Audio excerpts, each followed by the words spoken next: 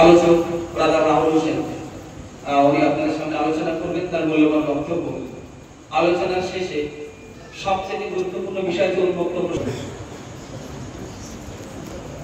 ইন্নাল হামদুলিল্লাহি নাহমাদুহু ওয়া নাস্তাঈনুহু ওয়া নাস্তাগফিরুহ ওয়া নাউযু বিল্লাহি মিন শুরুরি আনফুসিনা ওয়া মিন সাইয়্যাতি আ'মালিনা মান ইয়াহদিহিল্লাহু ফালা মুদিল্লা লাহু ওয়া মান ইউদ্লিল ফালা হাদিয়া লাহু ওয়া আশহাদু আল্লা ইলাহা ইল্লাল্লাহু ওয়াহদাহু লা শারীকা লাহু ওয়া আশহাদু আন্না মুহাম্মাদান আবদুহু ওয়া রাসূলুহু আম্মা বা'দ فإن خير الحديث كتاب الله وخير الهدي هدي محمد صلى الله عليه وسلم وشر الأمور محدثاتها وكل محدثة بدعة وكل بدعة ضلالة وكل ضلالة في النار. أعوذ بالله السميع العليم من الشيطان الرجيم من همزه ونفخه ونفسه. يا أيها الناس اتقوا ربكم الذي خلقكم من نفس واحدة وخلق منها زوجها وبث منهما رجالا كثيرا ونساء واتقوا الله الذي تساءلون به والأرحام إن الله كان عليكم رقيبا. يا أيها الذين آمنوا اتقوا الله وقولوا قولا سديدا يصلح لكم أعمالكم يغفر لكم ذنوبكم ومن يطع الله ورسوله فقد فاز فوزا عظيما. قال رب اشرح لي صدري ويسر لي أمري واحلل عقدة من لساني يفقهوا قولي ربي زدني علما وزدني فهما. সমস্ত প্রশংসা সেই মহান সত্তা আল্লাহ সুবহানাহু ওয়া তাআলার জন্য, যিনি আমাদের সৃষ্টি করেছেন। শুধু সৃষ্টি করেননি, এই পৃথিবীতে সহস্র কোটি মাখলুকাত সৃষ্টি করার পরেও যিনি আমাদের এই মানব জাতিকে সর্বশ্রেষ্ঠ জাতি, সর্বশ্রেষ্ঠ মাখলুকাত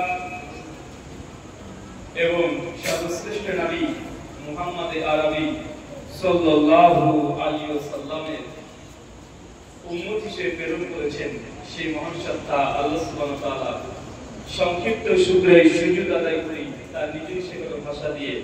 সকলে এক বাক্যে পড়ি আলহামদুলিল্লাহ। সম্মানিত সুধী, বাদ মাগরিব থেকে বিভিন্ন আলোচক ধারাবাহিক পর্যায়ে পবিত্র কোরআনুল কারীম এবং হাদিসের মুবারাকা থেকে অনেক গুরুত্বপূর্ণ আলোচনা আপনাদের সামনে পেশ করেছেন। আজকের এই আলোচনা সভার অন্তিম লগ্নে আপনাদের সামনে উপস্থিত হয়েছি মূলত আলোচনা করার জন্য নয়, যথেষ্ট পর্যাপ্ত পরিমাণ আলোচনা আপনারা শুনেছেন। আর অন্যান্য সমাজের চাইতে আহলুল হাদিস সমাজে কোরআন এবং হাদিসের চর্চাটা একটু বেশি হয়। কেননা প্রত্যেক জুমার দিন আহলুল হাদিস মসজিদগুলোতে আরবি খুতবার পাশাপাশি বাংলাতেও বিভিন্ন রকমের আদেশ নিষেধ উপদেশ আপনাদেরকে দেওয়া হয়,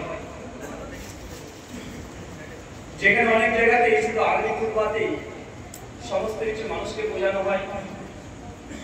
আর আমরা বাঙালি, আমরা ততটা আরবি ভাষা বুঝি না, তাই খুতবার যে উদ্দেশ্য বা লক্ষ্য সেটা নষ্ট হয়ে যায়।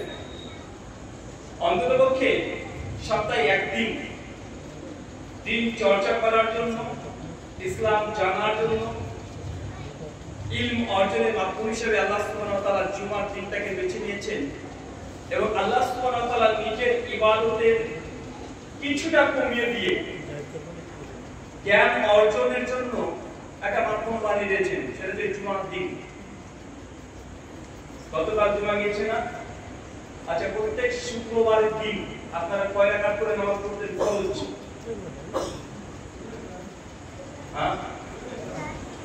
জুমাতে 2 রাকাত ফরজ পড়ছেন আর অন্যান্য দিনগুলোতে 4 রাকাত।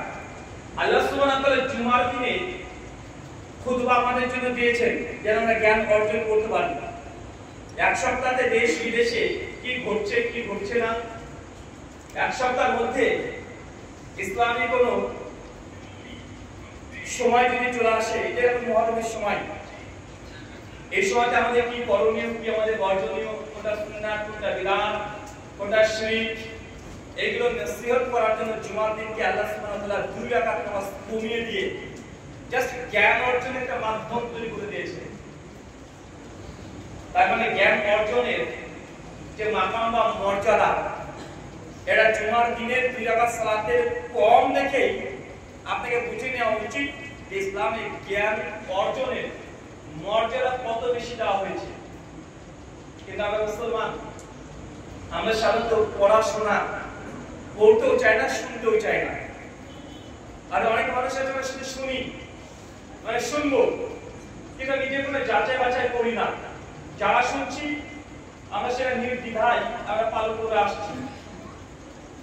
আল্লাহ সুবহানাহু ওয়া তাআলা বলছেন কোরআনুল কারীম সূরা জুমার সূরা নম্বর 39 আয়াত নম্বর 18, আল্লাহ বলছেন আল্লাযীনা ইয়াস্তামিউনাল কাওল ফায়াত্তাবিউনা হাসানা উলাইকা আল্লাযীনা হাদাহুমুল্লাহ উলাইকা হুমুল উলুল আলবাব। বাংলা ভাবানুবাদ আল্লাযীনা ইয়াস্তামিউনাল কাওল, যারা মনোযোগ দিয়ে কথা শ্রবণ করে। মানে আল্লাহ বলছেন যে সমস্ত ব্যক্তিরা মনোযোগ দিয়ে কথা শোনে, শোনার চেষ্টা করে, যখন কেউ আলোচনা করে কোরআনুল কারীম হাদিস থেকে, সেই মানুষ শোনার জন্য আগ্রহ প্রকাশ করে, শোনার জন্য সে স্বেচ্ছায় ইচ্ছা পোষণ করে এবং শোনে, তাদের ব্যাপারে আল্লাহ কোরআনে এই আয়াত বলছে। তার মানে বোঝা যাচ্ছে আল্লাহর আদেশ যখন কথা হবে সেই কথা শুনতে হবে। কথা কে বলছে এটা গুরুত্বপূর্ণ নয়, বরং কার কথা বলা হচ্ছে এটাই গুরুত্বপূর্ণ।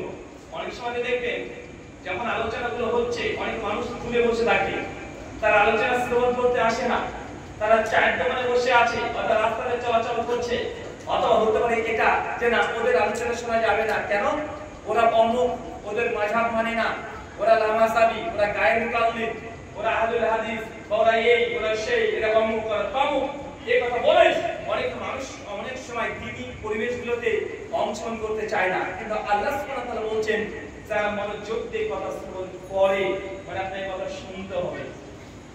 একজন হিন্দু পণ্ডিত এসে যদি আপনাদের এলাকাতে বলে যে ভাইজান আপনারা কেন মদ্যপান করছেন, মদ খাওয়া আল্লাহ নিষেধ করেছে সূরা মাইদা 90 নম্বর আয়াত, কেন আপনারা মদ খাচ্ছেন, কেন আপনারা মদ খাবেন, লোকটা যদিও হয় হিন্দু যে কথা বলছে এই কথা মানা যাবে কি যাবে না? কি বলছেন না, বলবে না লোকটা হিন্দু, ও তো আল্লাহকে মানে না, নবীকে মানে না, ও তো গরুকে ভগবান বলে, বিধায় তার কথা মানার দরকার নেই। ভাই লোকটা কি বলছে এটা গুরুত্বপূর্ণ, কে বলছে এটা গুরুত্বপূর্ণ নয়। একজন ইহুদি খ্রিস্টান এসে যদি বলে, একজন নাস্তিক এসে যদি বলে আপনাদের গ্রামবাসী মানুষকে যে ভাইজান আপনারা কেন জেনে বুঝে আপনারা সুদ খাচ্ছেন, অথচ আমাদের নবী আপনাদের নবী জানিয়ে দিয়েছেন যে জেনে বুঝে 1 টাকা সুদ খেলে মায়ের সঙ্গে জেনা করে যে পাপ, আপনি একা এসে পাপ করছেন, তারপরেও কেন বন্ধন অফিসে গিয়ে আপনার স্ত্রীকে বন্ধক রেখে 10-20 হাজার টাকা আপনি নিয়ে আপনি সুদের সঙ্গে যুক্ত হয়েছে, অথচ ইসলাম বলছে 1 টাকা সুদ খাওয়া মানে মায়ের সঙ্গে জেনা করার সমতুল্য পাপ। কেউ যদি 1 টাকা সুদ খায় আল্লাহ তার রাসূলের সঙ্গে যুদ্ধ ঘোষণা করলে যে গুনাহ হয়, আপনি ডাইরেক্ট আল্লাহ তার রাসূলের বিরুদ্ধে আপনি যুদ্ধ ঘোষণা করছেন, কেন সুদ খাচ্ছেন। সূরা বাকারা 275 এবং সূরা তিরমিজি হাদিস নম্বর 528।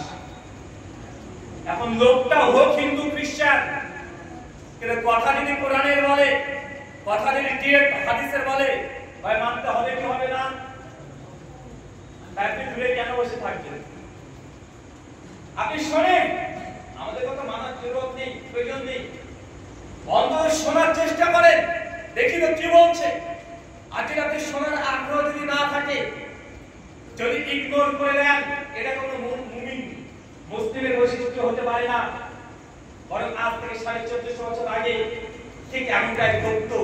আল্লাহ নবী আলাইহিস সালামের উপরে যখন আসমান থেকে নবী আলাইহিস সালামের উপরে যখন অঝয় ঝড়ে ওই আসতে শুরু করেছিলেন, তখন আবু জাহেল, আবু লাহাব উদবা, সাইবা এই ক্যাটাগরির মানুষগুলো তখন বলতো খবরদার মুহাম্মাদের হাদিসে কেউ যাবে না, কারণ আবু জাহেলের ভয় ছিল আরে মুহাম্মদ আলাইহিস সালামের কাছে যারা যায় তার কাছ থেকে কোরআন যদি একবার শুনে সে আমাদের ধর্মকে ত্যাগ করে সে মুহাম্মাদের ধর্ম গ্রহণ করে নেয়, অতএব মুহাম্মাদের কাছে কেউ যাবে না, তার কাছে সে বসবেও না, কোরআন শুনবেও না।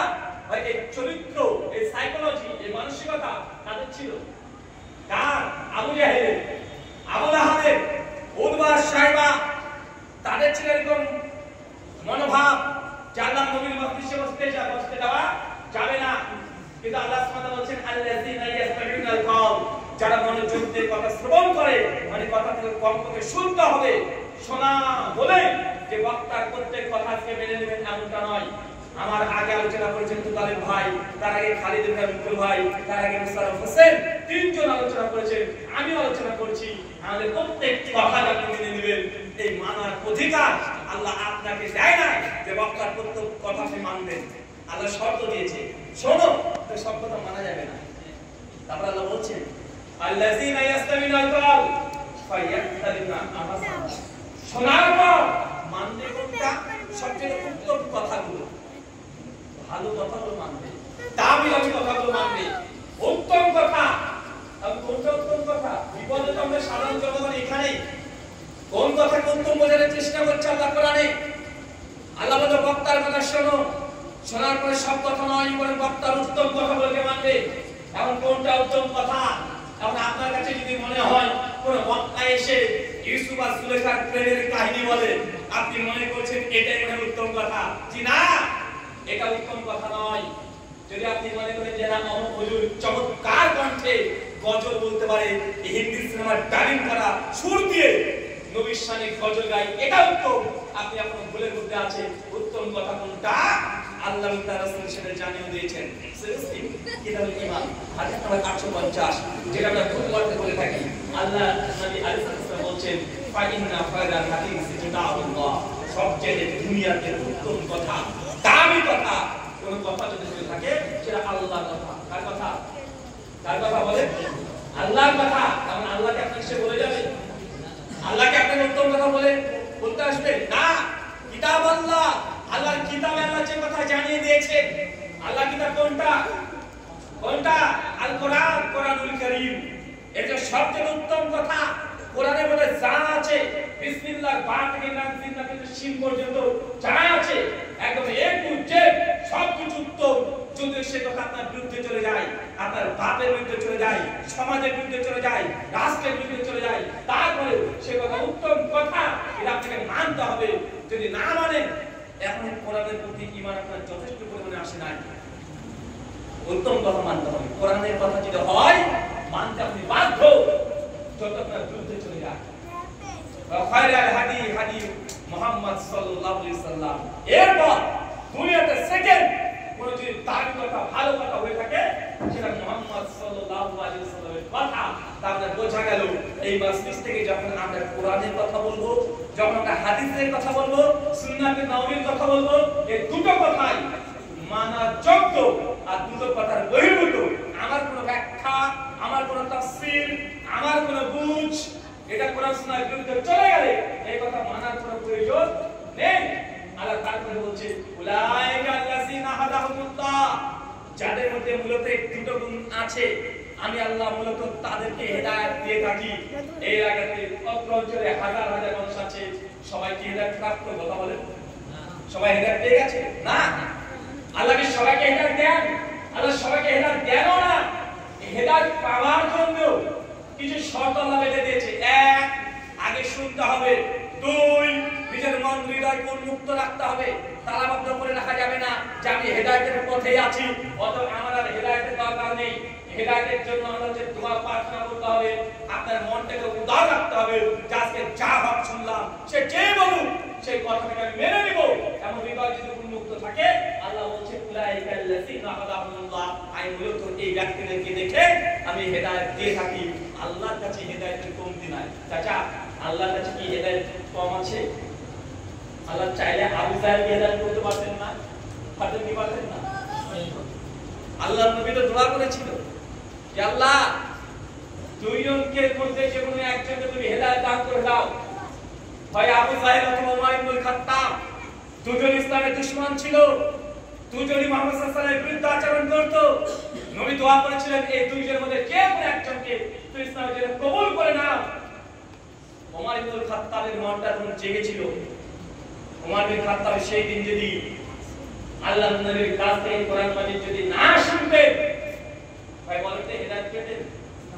আবু জাহেল কি করতেন? খবরদার, মুহাম্মাদের মজলিসে কেউ যাবে না। আর উমর ইবনে খাত্তাবের মনে জেগেছে, না দেখি তো কি বলে, কি বলে দেখি তো, এই যে দেখি তো, যখনই শুনতে এসেছে তখনই কোরআন মাজিদের এই কথাগুলো শুনে তার হৃদয় পরিবর্তন করে দিয়েছে। তার মানে আপনাকে বুঝতে হবে অবশ্যই 100% যদি হেদায়েত পেতে চান আপনাকে মন খুলে রেখে কথা শুনতে হবে। যদি শোনেন তবে আপনি হেদায়েত পাবেন, আর যদি না শুনেন তাহলে আপনি হেদায়েত পাবেন না। আল্লাহ জোর করে কাউকে হেদায়েত দিবে না। আল্লাহর কাছে হেদায়েতের কোনো অভাব নাই। আল্লাহ চাইলে মোদিজিকে হেদায়েত দিতে পারেন কি পারেন না? পারে কি পারে না? যোগীকে আল্লাহ হেদায়েত দিতে পারে না? পারে কি পারে না? কি মনে করছেন আপনারা? পারে না। আর আল্লাহর কাছে হেদায়েতের অভাব নেই, তবে হেদায়েত পাওয়ার জন্য কোয়ালিটি থাকা দরকার আছে। আল্লাহ জোর করে আপনাকে জান্নাত নিয়ে যাবে না, আল্লাহ জোর করে আপনাকে চাপে দেবেন না, আল্লাহ কারোর সঙ্গে অনুপরিমাণে জুলুম করে না। সূরা নিসা 40 শেষ অংশ। তার মানে হেদায়েত পাওয়ার জন্য কোয়ালিটি তৈরি করতে হবে।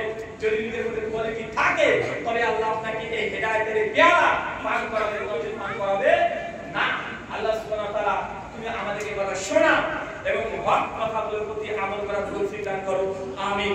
মহান শব্দ আল্লাহ সুবহানাহু ওয়া তাআলার দোয়া এই আল্লাহ যে কথা আজকের আলোচক বিন্দু যারা যারা বলেছে, যে কোরআনের কথা, হাদিসের কথা, প্রত্যেকটা কথার উপরে যেন আমরা যথাযথ আমল করতে পারি, তুমি সেই তৌফিক দান করো, আমিন।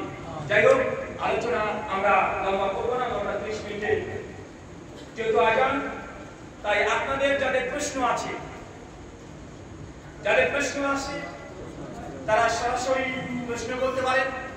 আর লিখিত প্রশ্ন যদি গচ্ছিত থাকে তাহলে সেই লিখিত প্রশ্নগুলো দিতে পারেন। আমরা প্রশ্নের উত্তর এর মাধ্যমে আজকের এই আলোচনা সুন্নাতি দোয়ার মাধ্যমে শেষ করব ইনশাআল্লাহ। তারপরে ঈশা সালাত শুরু হবে। জি এই তো মিয়া ভাই তো তাহলে ঠিক আছে। আজকের প্রধান বক্তা ছিলেন আমাদের উচ্চবালের ভাই, বক্তব্য শুনেছেন না? চমৎকার বক্তব্য দিয়েছে, আলহামদুলিল্লাহ। অনেক কষ্ট করছে, পরিশ্রম করছে, শ্রীমন্ত আল্লাহর সন্তুষ্টির জন্য, আপনার ছেলে মেয়েদেরকে শিক্ষিত করার জন্য, যেন তারাও যেন দ্বীন ইসলাম শেখে, দিন দুনিয়া একসঙ্গে যদি শিখতে পারে। এটা তার যতটা না লাভ, তার চেয়ে আপনাদের বেশি লাভ। লাভ না ভাইজান? একজন মানুষ চেষ্টা করে যদি 100 ছাত্র তৈরি করতে পারে, এটা আপনাদের জন্য কল্যাণকর, আপনার নিজের পরিবারের জন্য কল্যাণকর। জি জি, যারা প্রশ্ন করতে পারেন নির্দ্বিধায় প্রশ্ন করতে পারেন, আমরা সেই প্রশ্নগুলো মূল্যায়ন করব। 10 মহরম দিনে খিচুড়ি খাওয়া যাবে কি? মানে আর কোনো তারিখ পাননি? মানে এই দিনে আপনি খিচুড়ি খেতে হবে?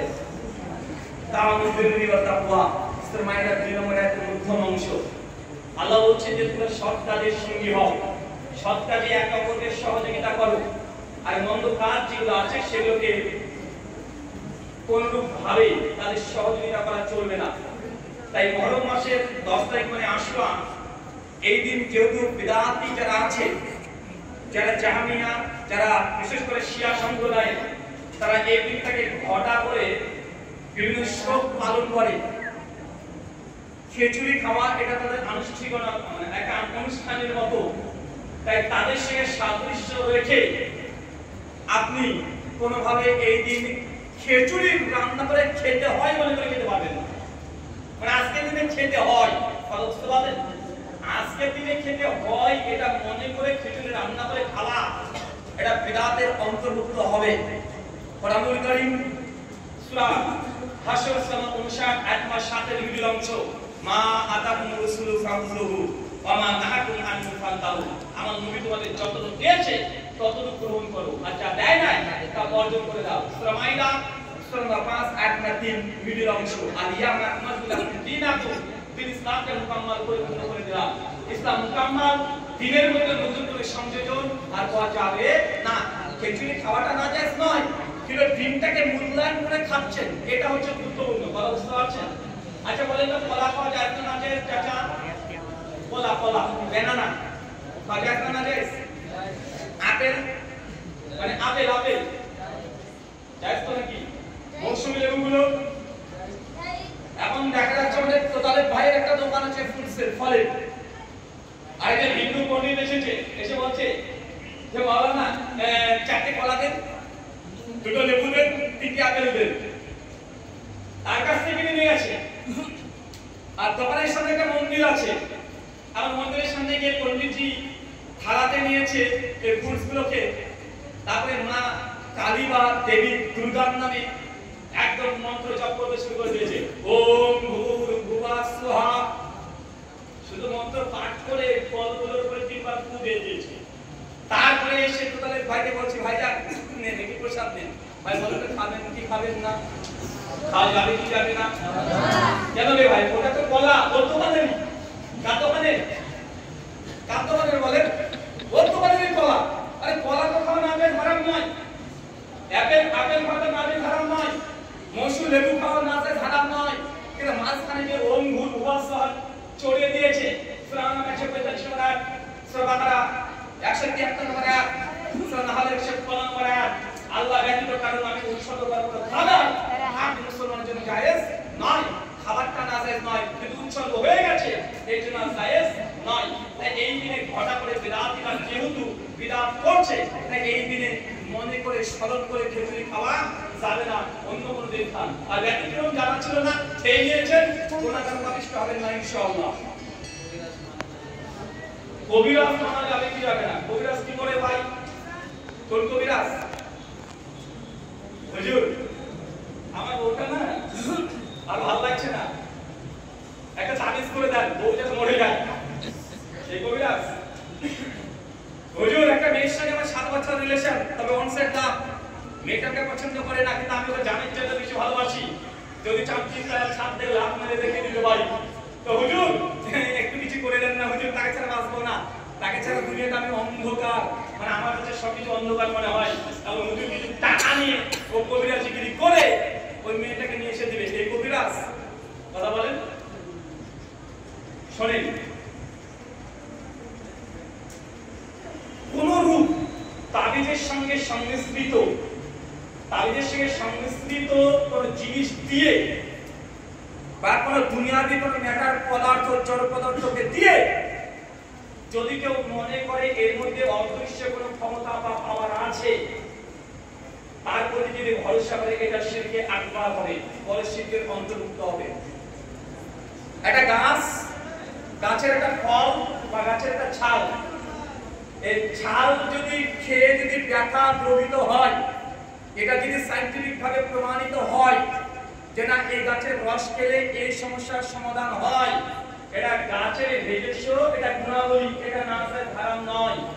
কিন্তু আপনি যদি মনে করেন যে বট গাছে একটা ফিতা বেঁধে দিলে আপনার বিয়ে হয়ে যাবে, পরীক্ষায় পাশ করে যাবেন, আপনি চাকরি পেয়ে যাবেন, তার মানে আপনি একটা গাছ থেকে অদৃশ্য ক্ষমতা মনে করেছেন। কথা বুঝতে পারলেন?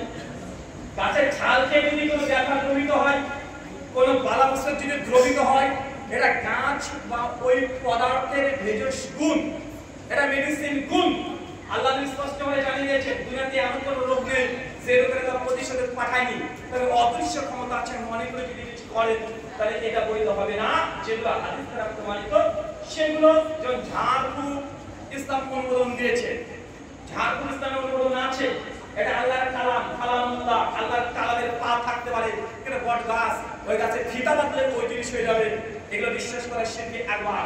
আল্লাহ নবী আলাইহিস সালাম বলেছেন সূরা তিরমিজি হাদিস নম্বর 72, মান তাওয়াল্লাকা ফাইমান ফাকাদ আশরাক, যে ব্যক্তি কোনো কিছু লোভ দিয়েছে তামিমান ফাকাদ আশরাকা, সে ব্যক্তি শিরক করেছে। অতএব এগুলো থেকে দূরে থাকতে হবে।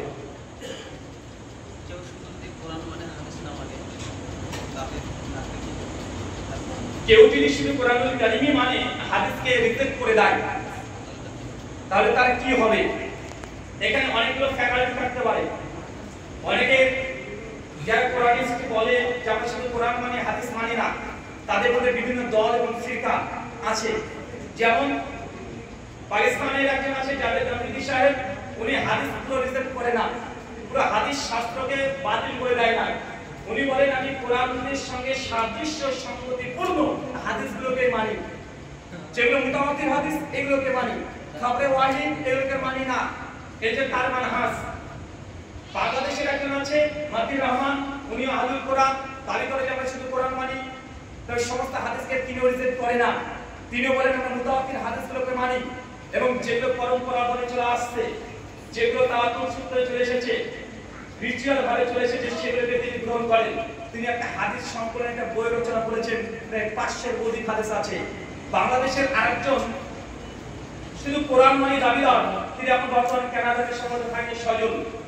ওর দাবি যে গোটা হাদিস শাস্ত্রটাকে বাতিল করতে চায়, শুধুমাত্র নৈতিক মোরালিটির দিক থেকে কিছু হাদিস যেগুলো আছে সেগুলোকে গ্রহণ করতে চায়।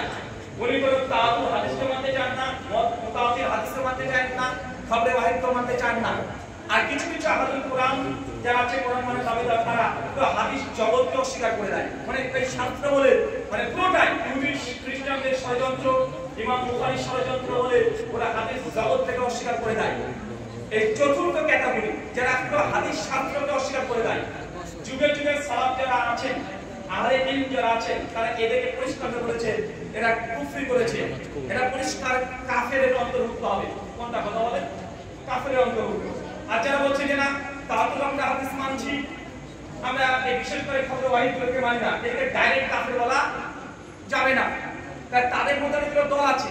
এখন আহলুল কোরআনদের মধ্যে এখন নতুন একটা দল বেশি বৃদ্ধি পাচ্ছে, যারা সালাত মানে নামাজ, সালাত এই প্রচলিত সালাতকে সালাত স্বীকার করতে চায় না। তারা সালাত মানে শুধুমাত্র ডিভাইন রুল বা ডিভাইন কমান্ডমেন্ট, মানে আল্লাহ সুবহানাহু ওয়া তাআলার কিছু আদেশ, এই আদেশের কাছে মাথা নত করা এটাকে বলে। রুকু অর্থ যেভাবে আমরা নামাজে রুকু করি এটা তারা নেয় না। রুকু করে মানে আল্লাহর হস্তে ঝুঁকে যাওয়া, আল্লাহর বিধানের কাছে ঝুঁকে যাওয়া, এই অর্থ নেয়। মানে সালাতের যে পুরো তরিকা, এই সিস্টেম থেকে তারা ডিনাই করে দিয়েছে যে না এই সালাত আসলে সেই সালাত না, যেটা কোরআনের সালাত। এরকম যদি হয় এরা পরিষ্কারভাবে কুফরি করেছে, এরা পরিষ্কারভাবে কাফের হিসেবে সাব্যস্ত হবে। তাই আহলুল কোরআনদের মধ্যে বিভিন্ন দল আছে, সম্প্রদায় আছে। এখন কোন পলিটিক এটাকে দেখতে হবে, দেখার পরে বলতে হবে। এখন আমার সাদা মনে সাদা প্রশ্ন, যারা বলে আমি কোরআন মানবো হাদিস মানবো না, যারা সে দাবি করে কোরআন মানবো হাদিস মানবো না, বা আমরা শুধুমাত্র ওহী যেটা সেটাই মানি, আমার একটা সোজা প্রশ্ন, এটা যে কোরআন আমাদের কাছে যেটা আছে, এটাই যে কোরআন, আজকে ১,৫০০ বছর আগে আল্লাহ সুবহানাহু ওয়া তাআলা দিয়েছিলেন মক্কা মদিনার কোন এক ব্যক্তিকে, তার প্রমাণ কি? তার প্রমাণ কি? ওটাই যে সেই কোরআন, তার প্রমাণ কি? তাই প্রশ্ন হয় কি হয় না কথা বলেন? যারা বলছে আমি হাদিস মানবো না, মুহাম্মদ সাল্লাল্লাহু আলাইহি ওয়াসাল্লামের জরুরত নেই, কোরআন আমাদের জন্য জরুরত, কোরআনের আমাদের জন্য যথেষ্ট, এর বাইরে আমরা কোনো কিছু প্রয়োজন নেই, কোন সোর্স আমরা দেব না ইসলামের জন্য। তো কোরআন মাজিদ যে কোরআন, এটা তো আল্লাহ আসমান থেকে ধপ করে একটা বই আকারে ফেলে দেয়নি, দিয়েছে নাকি?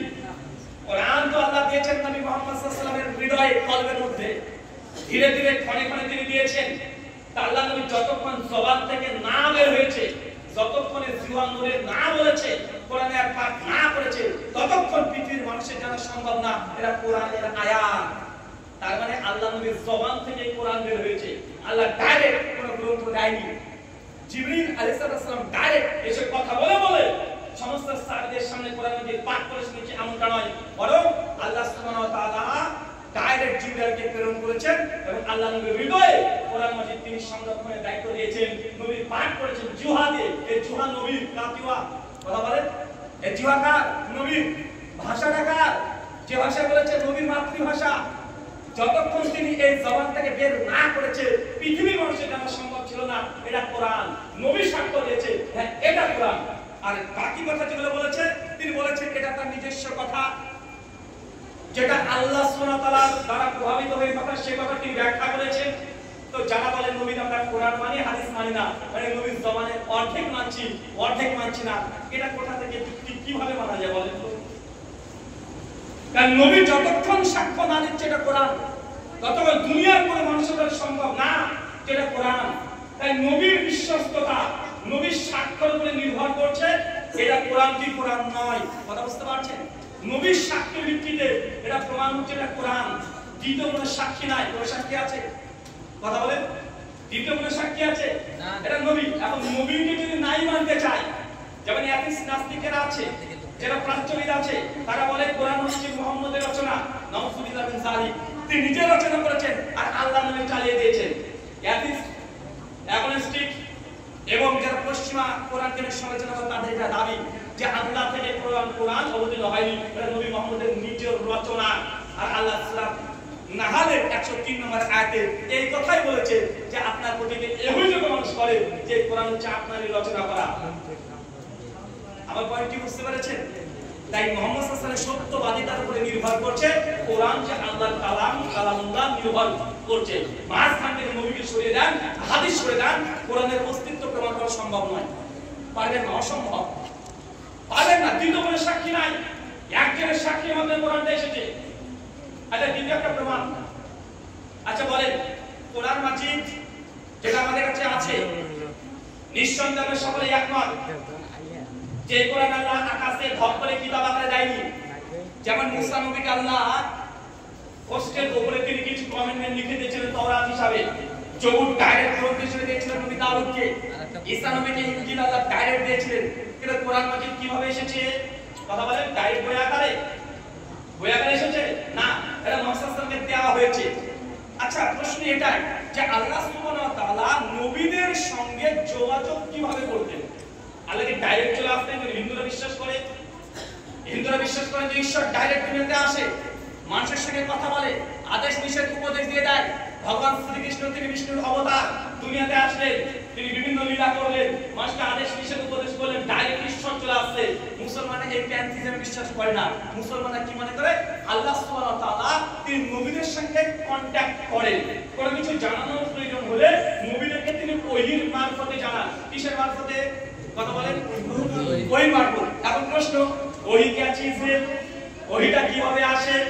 আকাশ থেকে কি লাইটের মতো দেখতে ধপ করে এসে পড়ে যায়? কিভাবে আসে নবীর কাছে? আল্লাহ সুবহানাহু ওয়া তাআলা উত্তর দিয়েছে সূরা সূরা 42 নম্বর সূরা 51 নম্বর আয়াত। আল্লাহ বলেছেন কোন নবীর জন্য এটা শোভনীয় নয় যে আল্লাহ কোন নবীর সঙ্গে ডাইরেক্ট কথা বলবে, বরং আল্লাহ সুবহানাহু ওয়া তাআলা নবীর সঙ্গে কথা বলে পর্দার আড়াল থেকে ফেরেশতা জিবরিলের মাধ্যমে। কয়ভাবে? আল্লাহ যোগাযোগ করে কয়টা পদ্ধতিতে? টোটাল 3টে পদ্ধতিতে। এক, পর্দার অন্তরাল থেকে জিবরিল ফেরেশতাদের মাধ্যমে, আর ডাইরেক্ট আল্লাহ ওহী করে দেন নবীদেরকে। কয়টা পদ্ধতি? আল্লাহ কোরআনে সাক্ষ্য দিচ্ছে যে আল্লাহ নবীদের সঙ্গে যোগাযোগ করেন, কন্টাক্ট করেন, মেসেজ দেন, শরীয়ত দেন। 3টে পদ্ধতি ওহী। কয়টা পদ্ধতি? 3টা। এক, জিবরিল এসে নবীকে জানান। 2, পর্দার আড়াল থেকে আল্লাহ কিছু জানিয়ে দেন। 3, ডাইরেক্ট আল্লাহ ফেরেশতা বিহীন ওহী করে দেয়। আর একটা ওহী পাওয়া যায় কোরআনে, সূরা সাফফাত সূরা 37 আয়াত নাম্বার 100 থেকে 107 পর্যন্ত। ওই যে নবী ইব্রাহিমের ঘটনা মনে আছে তো? নবী ইব্রাহিম তিনি স্বপ্ন দেখলেন যে তার সন্তান ইসমাঈলকে জবাই করছে। ইসমাঈলের কাছে ইব্রাহিম নবী এসে বলছেন যে সন্তান, হে আমার পুত্র, আমি এই স্বপ্ন দেখেছি। নবী ইব্রাহিম তখন মনে করলেন যেটা আল্লাহর পক্ষ থেকে আদেশ, ইসমাঈল তাই মনে করলো। সঙ্গে সঙ্গে আব্বা, তাহলে তুমি এই হুকুম পালন করো। তাহলে নবীদের স্বপ্ন এটা ওহী কি ওহী নয়? কথা বলেন। ইউসুফ নবী স্বপ্ন দেখেছিলেন, বাস্তবে রিয়েলিটিতে সেটাই হচ্ছে। নবীদের যে স্বপ্ন এটা ওহী কি ওহী নয়? তার মানে আল্লাহ মানুষের সঙ্গে ডাইরেক্ট এসে কথা বলেন না, এটা আল্লাহর দাবি কোরআনে। কিভাবে কথা বলেন? এই 4টে ক্যাটাগরি মনে থাকবে। 4টে ক্যাটাগরি মনে থাকবে তো? 4টে ক্যাটাগরি। এখন আমার প্রশ্ন, এই যে কোরআন, এই 4 ক্যাটাগরির মধ্যে কোন ক্যাটাগরিতে এসেছে? কোন পদ্ধতিতে এসেছে কোরআনটা? কোন পদ্ধতি? আরে ওহী তো 4 রকমের হয়, 4টা পদ্ধতি হয়। কোন পদ্ধতি? জিবরাইল এসেছে। কোরআন কে শিখেছে? জিবরাইল। সূরা 194 থেকে 196 নম্বর আয়াত, যে কোরআন মাজিদ এসেছে রূহুল আমিন, ফেরেশতা জিবরিল। কে এসে দিয়েছে? এই কোরআন কে দিয়েছে? এই ওহীগুলো কার? কে বহন করেছে? জিবরিল আলাইহিস সালাম। তাহলে বাকি যে আরো 3 ধরনের ওহী থেকে গেল, ডাইরেক্ট ওহী করা, পর্দার আড়াল থেকে ওহী দেওয়া, আর স্বপ্নের মধ্যে ওহী দেওয়া। এই যে তিন ক্যাটাগরি ওহী, এগুলো কোথায় পাবেন? এটা তো জিবরাইল দিয়েছে ভাইয়া, এই ওহীটা ভাইয়া এসেছে বিশেষে ভাইয়ার মাধ্যমে, কিন্তু স্বপ্নের মাধ্যমে ওহী। আল্লাহ নবীর নবুয়ত জীবনে 23টা বছর তিনি কেটেছেন। 23 বছরে নবী কি কোনোদিন এক থেকে স্বপ্ন দেখেনি? কি মনে করছেন? স্বপ্ন দেখেছি দেখে নাই? কেউ যদি না না না দেখেনি, এটা একটা অযৌক্তিক কথা, অবৈজ্ঞানিক কথা। 23 বছর কোন স্বপ্ন দেখবে না? হতে পারে? এটা মূর্খতার কথা। নবী ইব্রাহিমের স্বপ্ন যদি দলিল হয়, ওহী হয়, ইউসুফের স্বপ্ন যদি ওহী হয়, অনেক নবীরা স্বপ্ন দেখেছে, বাস্তব সেটাই আল্লাহ ঘোষণা করে দিয়েছে। আর আমরা এই কোরআন থেকে ইঙ্গিত পাই নবীদের স্বপ্ন ওহী। আল্লাহ নবী 23 বছর জীবনে তিনি কি কোনো স্বপ্ন দেখবেন না? অবশ্যই দেখবে, একটা হলেও দেখবে। তো এই একটা স্বপ্ন, এটাও তো ওহী, এটা কি কোরআনে পাবেন? কথা বলেন না, অন্য কোনো সোর্সে যেতে হবে? অন্য কোনো সোর্সে যেতে হবে না? অবশ্যই যেতে হবে। আচ্ছা, পর্দার আড়াল থেকে ওহী করেন আল্লাহর কোরআনের দাবি, পর্দার আড়াল থেকে। আচ্ছা, পর্দার আড়ালের ওহী কোথায় কোরআনে? কোথায় আছে সে ওহী?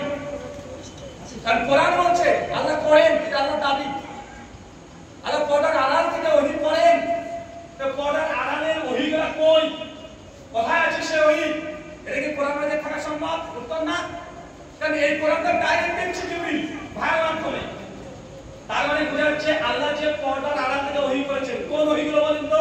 সূরা বনী ইসরাঈল 1 নম্বর আয়াত, সূরা নাজম 13 নম্বর আয়াত। যখন তিনি মেরাজে গেলেন, জান্নাত পরিদর্শন করলেন, তার রব প্রতিপালকের সঙ্গে তিনি পর্দার আড়াল থেকে কথা বলেছেন। এই যে পর্দার আড়াল থেকে কথা বলা, এটাও ওহী, কিন্তু এটা কোরআন মাজিদে পাওয়া সম্ভব না। এই জন্য আল্লাহ নবী মেরাজ থেকে আসবেন, তিনি জান্নাতের কথা বলে মানুষকে বলবেন, মানুষ শুনবে। এগুলোকে বলা হচ্ছে হাদিস। কি বলা হচ্ছে? কথা বলেন, এটা হাদিস। কারণ শেষে জিবরিল তো অবদান নাই,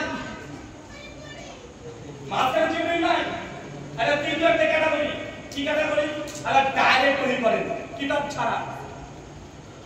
কিতাব ছাড়া আল্লাহ নবীদেরকে ওহী করতেন। কি করতেন? আমাদের যারা শুধু কোরআন মানার দাবিদার, হাদিস যারা রিজেক্ট করতে চায়, তাদের একটাই দাবি যে আল্লাহ যে ওহী দিয়েছে এটা কোরআনের মধ্যে সীমাবদ্ধ, এটা ইন ডিটেইল, এটা পরিপূর্ণ, এর বাইরে কিছু মানা যাবে না। কিন্তু আমার দাবি এটা আল্লাহ কিতাবের বহির্ভূত তিনি ওহী দিতেন, কিতাব ছাড়াও নবীদেরকে এক্সট্রা ওহী দিতেন। এটা কোরআন থেকে প্রমাণিত। চলেন কয়েকটা মিসাল দিই, সবাই যেগুলো জানেন সেগুলো বলছি। আচ্ছা, নবী আদমের ঘটনা জানেন? আদম নবীর ঘটনা জানেন না? সূরা বাকারা সূরা 2 আয়াত নম্বর 30 থেকে 45, সূরা সূরা আয়াত নম্বর 70 থেকে 75, সূরা তাহা আয়াত নম্বর 55 থেকে 20, বিভিন্ন জায়গায় আল্লাহ আলোচনা করেছেন নবী আদমের আলোচনা, হাওয়ার আলোচনা। সংক্ষিপ্ত, আদম হাওয়াকে যখন তৈরি করবেন সবাইকে, তখন আদম হাওয়াকে আল্লাহ বলেন যে আদম যাও, ওরে জান্নাত তোমার, যেখানে যাবে সেখানে মন চাই যাও, খাও পান করো, গাছের কাছে যাবে না। আচ্ছা, এই যে নবী আদমকে আল্লাহ আদেশ করলেন ওরা জান্নাত তোমাদের, যা মন চায় খাও পান করো, গাছের কাছে যাবে না, এই যে এটা আল্লাহর আদেশ কি আদেশ নয়? কথা বলেন, আল্লাহর আদেশ কি আদেশ নয়? আরে এটা আল্লাহর ওহী, এটা আল্লাহর আদেশ, অর্ডার। তো এটাকে আল্লাহ নবী আদমকে কোন কিতাবের মাধ্যমে দিয়েছিলেন না ডাইরেক্ট বলেছিলেন? হ্যাঁ, আল্লাহ কি কিতাব দিয়েছিলেন আদমকে? না, এটা ডাইরেক্ট কথা বলছে, জান্নাতে ডাইরেক্ট কথা বলছে। আল্লাহ যখন আদম আলাইহিস সালাম কাছে গেলেন, তার ত্রুটির কারণে সঙ্গে সঙ্গে আল্লাহ সুবহানাহু জান্নাত থেকে তাকে নামিয়ে দিচ্ছেন। আল্লাহ তখন বলছে, তারপরে বলছে যে তুমি যখন দুনিয়াতে যাবে তখন আমি কিতাব পাঠাবো। আল্লাহ কিন্তু কিতাব দেয় নাই, তার আগে জান্নাতের সমস্ত কথা চলছে আদমের সঙ্গে কিতাববিহীন। কিতাববিহীন আলোচনা চলছে কি চলছে না? আচ্ছা, আরেকটা উদাহরণ নিয়ে নেন। নবী মুসা আলাইহিস সালাম, তাকে তাওরাত দেওয়া হয়েছে। তাওরাত কখন পেয়েছেন নবী মুসা? কোন সময়? জন্মের পর থেকে না, মুসা নবীকে আল্লাহ তাওরাত দিয়েছে তার শেষ বয়সে, একদম শেষ বয়সে। ফিরআউনকে পানিতে চুবিয়ে দিলেন, ফিরআউন ডুবে মারা যাচ্ছে। তারপরে বনী ইসরাঈলকে তিনি সিনাই পর্বতে নিয়ে আসলেন। সূরা আন-নাহল 7:45 উঠে দেখেন আল্লাহ তারপরে মুসাকে বলছে, মুসা তোমাকে আমি তাওরাত দিলাম, তুমি যে তাওরাত আছে এটাকে আঁকড়িয়ে ধরো। কিন্তু মুসা নবীর বিগত জীবনে তাওরাত পাওয়ার আগে আল্লাহ মুসাকে বললেন, মুসা তুমি ফিরআউনের কাছে যাও, তাকে দাওয়াত দাও, ফেরাউন সীমানা ভঙ্গ করেছে। মুসা বললেন যে আল্লাহ আমি কিভাবে যাব, তো অনেক শক্তিশালী, আমার ভাইকে একটু নবী করে দাও। সূরা তাহা আয়াত নাম্বার 120 থেকে পর আলোচনাগুলো আছে। মুসা আলাইহিস সালাম হারুন যুদ্ধের একসঙ্গে চলে যাচ্ছে, দেখছে ফিরাউন অনেক কিছু সজ্জিত করে গেছে জাদুকর নিয়ে। মুসা নবী ভয় পেয়ে গেলেন, আল্লাহ এখন আমি কি করব? আল্লাহ মুসা হাতে কি, সঙ্গে সঙ্গে হাতে তো লাঠি, আল্লাহ বলছে ফেলে দাও। যখন ফেলে দিয়েছে সাপ হয়ে গেছে। এই যে আল্লাহর সঙ্গে ডাইরেক্ট কথা চলছে, এটা কি তওরাতের মাধ্যমে, কিতাবের মাধ্যমে, ডাইরেক্ট কথা চলছে? তার মানে এখান থেকে প্রমাণ পাওয়া যাচ্ছে আল্লাহ কিতাব ছাড়া নবীকে ওহী করতেন, নবীকে আদেশ নিষেধ উপদেশ দিতেন। কিন্তু তারা বলছে না, শুধু ওহী বলতে কিতাবে মানে কিতাবে যথেষ্ট, তাই এক্সট্রা যে অতিরিক্ত ওহীগুলো দিচ্ছে। মুসা নবীকে আল্লাহ তাওরাত দেওয়ার পর ওহী দিয়েছে, তাওরাত দেওয়ার পরে সূরা আল-আফরাহ 45 নম্বর আয়াত, আপনি যে কোনো নবীর জীবনে উঠিয়ে রাখেন, যে কোনো নবী কোরআন মাজিদ থেকে আল্লাহ নবীদেরকে কিতাব বাদ দিয়েও অতিরিক্ত ওহী করতেন। জগৎ দৃষ্টান্ত নবী মুসার ঘটনা, নবী আদমের ঘটনা। এখন আমাদের তাদের কাছে প্রশ্ন, মুসা নবীকে আল্লাহ তাওরাত বিহীন ওহী করছে, আদম নবীকে তাওরাত বিহীন তিনি ওহী করছেন, ইউসুফ নবীকে ছোটবেলায় ওহী করেছেন, যখন তার 12 ভাই একসঙ্গে তাকে ফেলে দিল, তখন আল্লাহর সাথে কথোপকথন চলছে কিতাব বিহীন। তার মানে বোঝা যাচ্ছে যে প্রত্যেক নবীর সঙ্গে যোগাযোগের মাধ্যম শুধু কিতাব নয়, কিতাব ছাড়াও আল্লাহ নবীর সঙ্গে কথা বলতেন। তো এগুলো কি বলবেন, নবী বলবেন না? এগুলো কি তাহলে আমাদের দাবি? এগুলো ওই গায়ের মাত্র যেটা কিতাবে দিচ্ছে, কিতাবে যথেষ্ট আছে। আর নবী থেকে এক্সট্রা ইলম, হিকমা, হুকমা অথবা এই যে ওহীর যে ক্যাটাগরি, এই ক্যাটাগরি আল্লাহ এক্সট্রা দিয়েছে। এটা মানা ছাড়া কোনো বাক্যান্তর নেই, আমাদের নবীকেও দিয়েছে। এই বিষয়ে ইন ডিটেইল আলোচনা করলে লম্বা আলোচনার জন্য আছে। তাই আমাদের কথা, কেউ যদি বলে শুনে আমরা কোরআন মানি, হাদিস মানি না, এখন আমারও তাদের কাছে পরিষ্কার দাবি, কোরআনকে কোরআনকে প্রমাণ করা সম্ভব নয়। হাদিসকে বাতিল করার জন্য তারা যতগুলো কৌশল আর্গুমেন্ট খাড়া করেছে, প্রত্যেকটা অভিযোগ সেম অভিযোগ কোরআনের উপরে করা যাবে। এবং পরে ইহুদি খ্রিস্টানরা একই অভিযোগ, যারা আজকে যারা কোরআন দাবিদার, যে কোরআন মানবো হাদিস মানবো না, তারা হাদিসকে অস্বীকার করার জন্য যে যুক্তি দাঁড় করিয়েছে, ইহুদি খ্রিস্টানরা তারা কোরআনকে অস্বীকার করার জন্য সেম যুক্তি দাঁড় করিয়েছে, সেম একই জিনিস। যদি কেউ থাকেন আপনারা প্রশ্ন করতে পারেন সরাসরি যে ভাই আমার কাছে যুক্তি বা কোরআনের আয়াত আছে, আমি অ্যানসার করতে পারবো ইনশাআল্লাহ। আপনি যেটা বললেন যে কোরআনের বাইরে ওই আছে, আল্লাহ বলছেন সূরা নামল 28 নম্বর সূরা নামলের 75 নম্বরে, আমিন গয়বাতুল ফিস সামাই ওয়াল আরদি ইল্লা ফি কিতাবিন মুবিন, আসমান এবং জমিনের এমন কোনো গোপন রহস্য নেই যা এই কোরআনে আমি আল্লাহ দিন, সব কিছু এখানে আছে। তাহলে এখানের বাইরে যেটা আছে, কারণ আপনি আল্লাহ চাইতে বেশি জানেন, আল্লাহ বলছেন এর বাইরে নাই আর আপনি বলছেন আছে, আপনি এটা আমাকে প্রমাণ করে দিন। ধন্যবাদ। এটা কি করে সূরা নামাল থেকে আয়াত পাঠ করেছেন, আসমান জমিনে এমন কিছু জ্ঞান নেই যেটা এই কোরআন মাজিদে নাই, সবকিছু টোটাল ডিটেইল কোরআনে আছে, তাই তো? এটাই তো। আচ্ছা, আল্লাহ সুবহানাহু সূরা আনাম 6:38 নম্বর আয়াত, আল্লাহ বলছে আসমানে এমন কোনো পাখি নাই, এমন কোনো উড়ন্ত পাখি নাই যাদের কথা কিতাবের মধ্যে সংরক্ষিত করা হয়নি। তার মানে বোঝা গেল যে জগতে যত রকমের পাখি আছে যারা নিজ ডানার ভর দিয়ে ওঠে, সবার কথাই কোরআন মাজিদে আছে, তাই তো? চতুষ্পদ প্রাণী, আচ্ছা ডাইনোসরের কথা কোরআন থেকে দেখানো, সব প্রাণীর কথা, সব পাখির কথা কোরআনে আছে, এটা আল্লাহ দাবি কোরআন মাজিদে।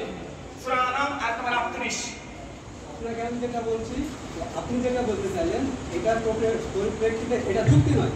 আমি যুক্তি না কোরআন আয়াত দিয়েছি, আমি যেটা আপনি আয়াত যেটা বললেন, আপনি একটা আয়াত দিয়েছেন, শুনেন সূরা ফুরকান আয়াত নম্বর 35, কোরআনের তাফসীর কোরআন থেকেই হবে, দ্বিতীয় কোনো জায়গায় আমরা যাব না, অবশ্যই তাই তো?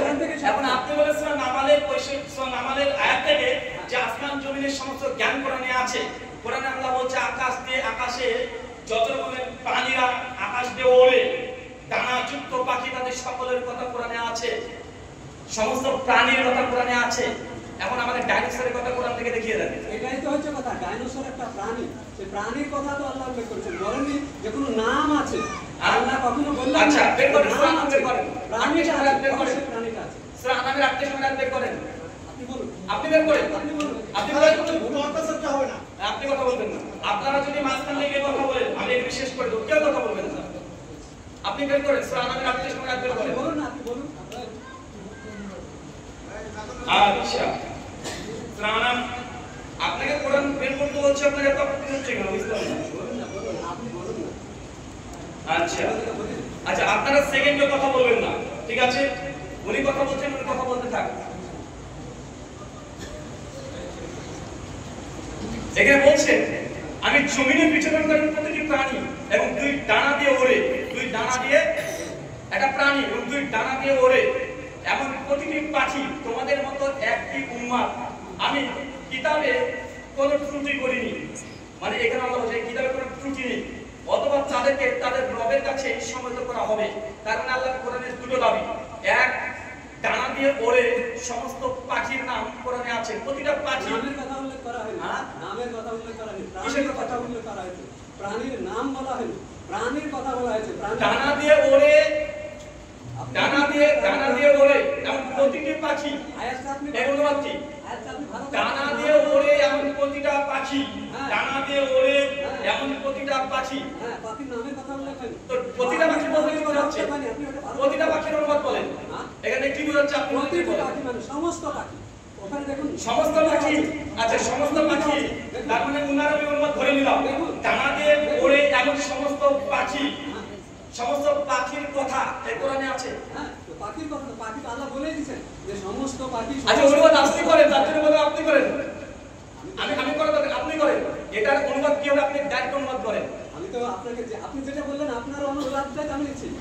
আপনি যেটা বললেন যে এই যে প্রত্যেক মানে তো সমস্ত, প্রত্যেকটা। আমি যদি বলি আমি আপনি ডাইরেক্ট অনুবাদটা করেন, ব্যাখ্যা করে করবেন। আপনি বলুন না, ওখানে আরে আমি তো দিয়েছি, আপনি মানতে যাচ্ছেন, আরে আপনি করেন। আরে আপনার আপনি এখন অনুবাদ শুনে নেন শ্রোতাদেরকে যে এটা নিউটন এটা হবে। যেটা বললাম যে প্রত্যেকটা পাখি, প্রত্যেকটা মানে সমস্ত পাখির কথা তো উল্লেখ আছে। আচ্ছা ডানাযুক্ত প্রত্যেক পাখি আছে, ডানাযুক্ত ওরূপ প্রত্যেক পাখির কথা আছে এবং আল্লাহ যে কিতাবের কোনো ত্রুটি রাখি মানে পূর্ণ করেছে। আমিও সেটাই তো তো আমাকে সমস্ত প্রাণীর নাম থেকে যে কোরআন ত্রুটি করেননি, আল্লাহর কোনো ত্রুটি নেই, আল্লাহ বলেননি। আল্লাহ বলছেন ত্রুটি নেই, কিন্তু এখানে প্রত্যেক ডানাযুক্ত আকাশে ওড়ে এটা তোমাদের সম্প্রদায়ের অন্তর্ভুক্ত। তার মানে বোঝা যাচ্ছে এখান থেকে যে কোরআনে ডানাযুক্ত প্রত্যেক পাখির ব্যাপারে কিছু না কিছু আলোচনা আছে। এটা তো এখন পৃথিবীতে যারা ন্যাশনাল জিওগ্রাফি সম্পর্কে জানেন তারা জানেন এই পৃথিবীতে কমপক্ষে 12 লক্ষর উপরে শুধু পাখির অস্তিত্ব পেয়েছে। তারা 12 লক্ষ তারা ফসল পেয়েছে। আর 12 লক্ষ পাখি কত করে পাওয়া যাবে কথা বলে? এটা আলোর উদ্দেশ্য কি? যে ডানা দিয়ে ওড়ে এমন কোন পাখি,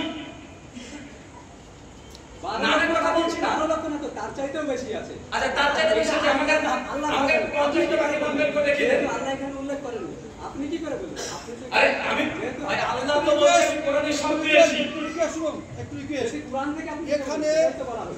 আচ্ছা আপনি অনেকে শিক্ষিত আচ্ছা পার্সন আছে, আপনি দেখেন। আমি বলতে চাইছি আমরা জানতে চাই। আমি তো কিন্তু জানাচ্ছি। এখানে অন্য কিছু মাইন্ডে নেবেন না, কিন্তু ওখানে পাখি আছে, এখানে স্পিসিস, এখানে কটাটা, এখানে কিন্তু বলেনি যে একটা স্পেসিস ভাবে বলা হয় যে আচ্ছা, একটা দুজন কথা বলবেন। একটা প্রজাতি। না দুজন কথা বলবেন। না দুজন বলছি না, এটা যে কোনো একজন বোঝা হয়ে গেছে। যে কোনো একজন এক একটা পাখির নাম থাকবে, আমরা যে জীবন বিজ্ঞানে পাখির পড়েছি। নামও দরকার নেই। হ্যাঁ তাহলে পাখির নাম দরকার নেই। পাখি এখানে শুনেন, উল্লেখ আছে, পাখি যদি নাম আছে, পাখি যদি নামে যদি প্রয়োজন না হয়। আপনারা বুঝুন এটা, পাখির নাম প্রত্যেকের একটা থাকতে পারে। আচ্ছা আছে, শুনেন, কিন্তু আমি আপনাদের কাছে অনুবাদটা বলে দিচ্ছি, রাখেন কি বলছে। আর জমিনে বিচরণকারী প্রতিটি প্রাণী, কোরআন দিয়ে বুঝবেন। প্রতিটা প্রাণী এবং দুই ডানা দিয়ে ওড়ে এমন প্রতিটা পাখি তোমাদের মতো এক উম্মাত, তোমাদের মতো এক উম্মাত আমি কিতাবে কোনো ত্রুটি করিনি, অথবা তাদেরকে তাদের রবের কাছে সম্মত করা হবে। আল্লাহ ডানাদের যত প্রাণী আছে প্রতিটা প্রাণীর কথা বলছে, প্রতিটা পাখি। আর 2 নম্বর জমিনে বিচরণ করে প্রতিটা প্রাণী, দুটো, একটা জমিনে বিচরণ করে প্রতিটি প্রাণী আর একটা আকাশ দিয়ে ওড়ে দুই ডানার ভর দিয়ে প্রত্যেকটা পাখি।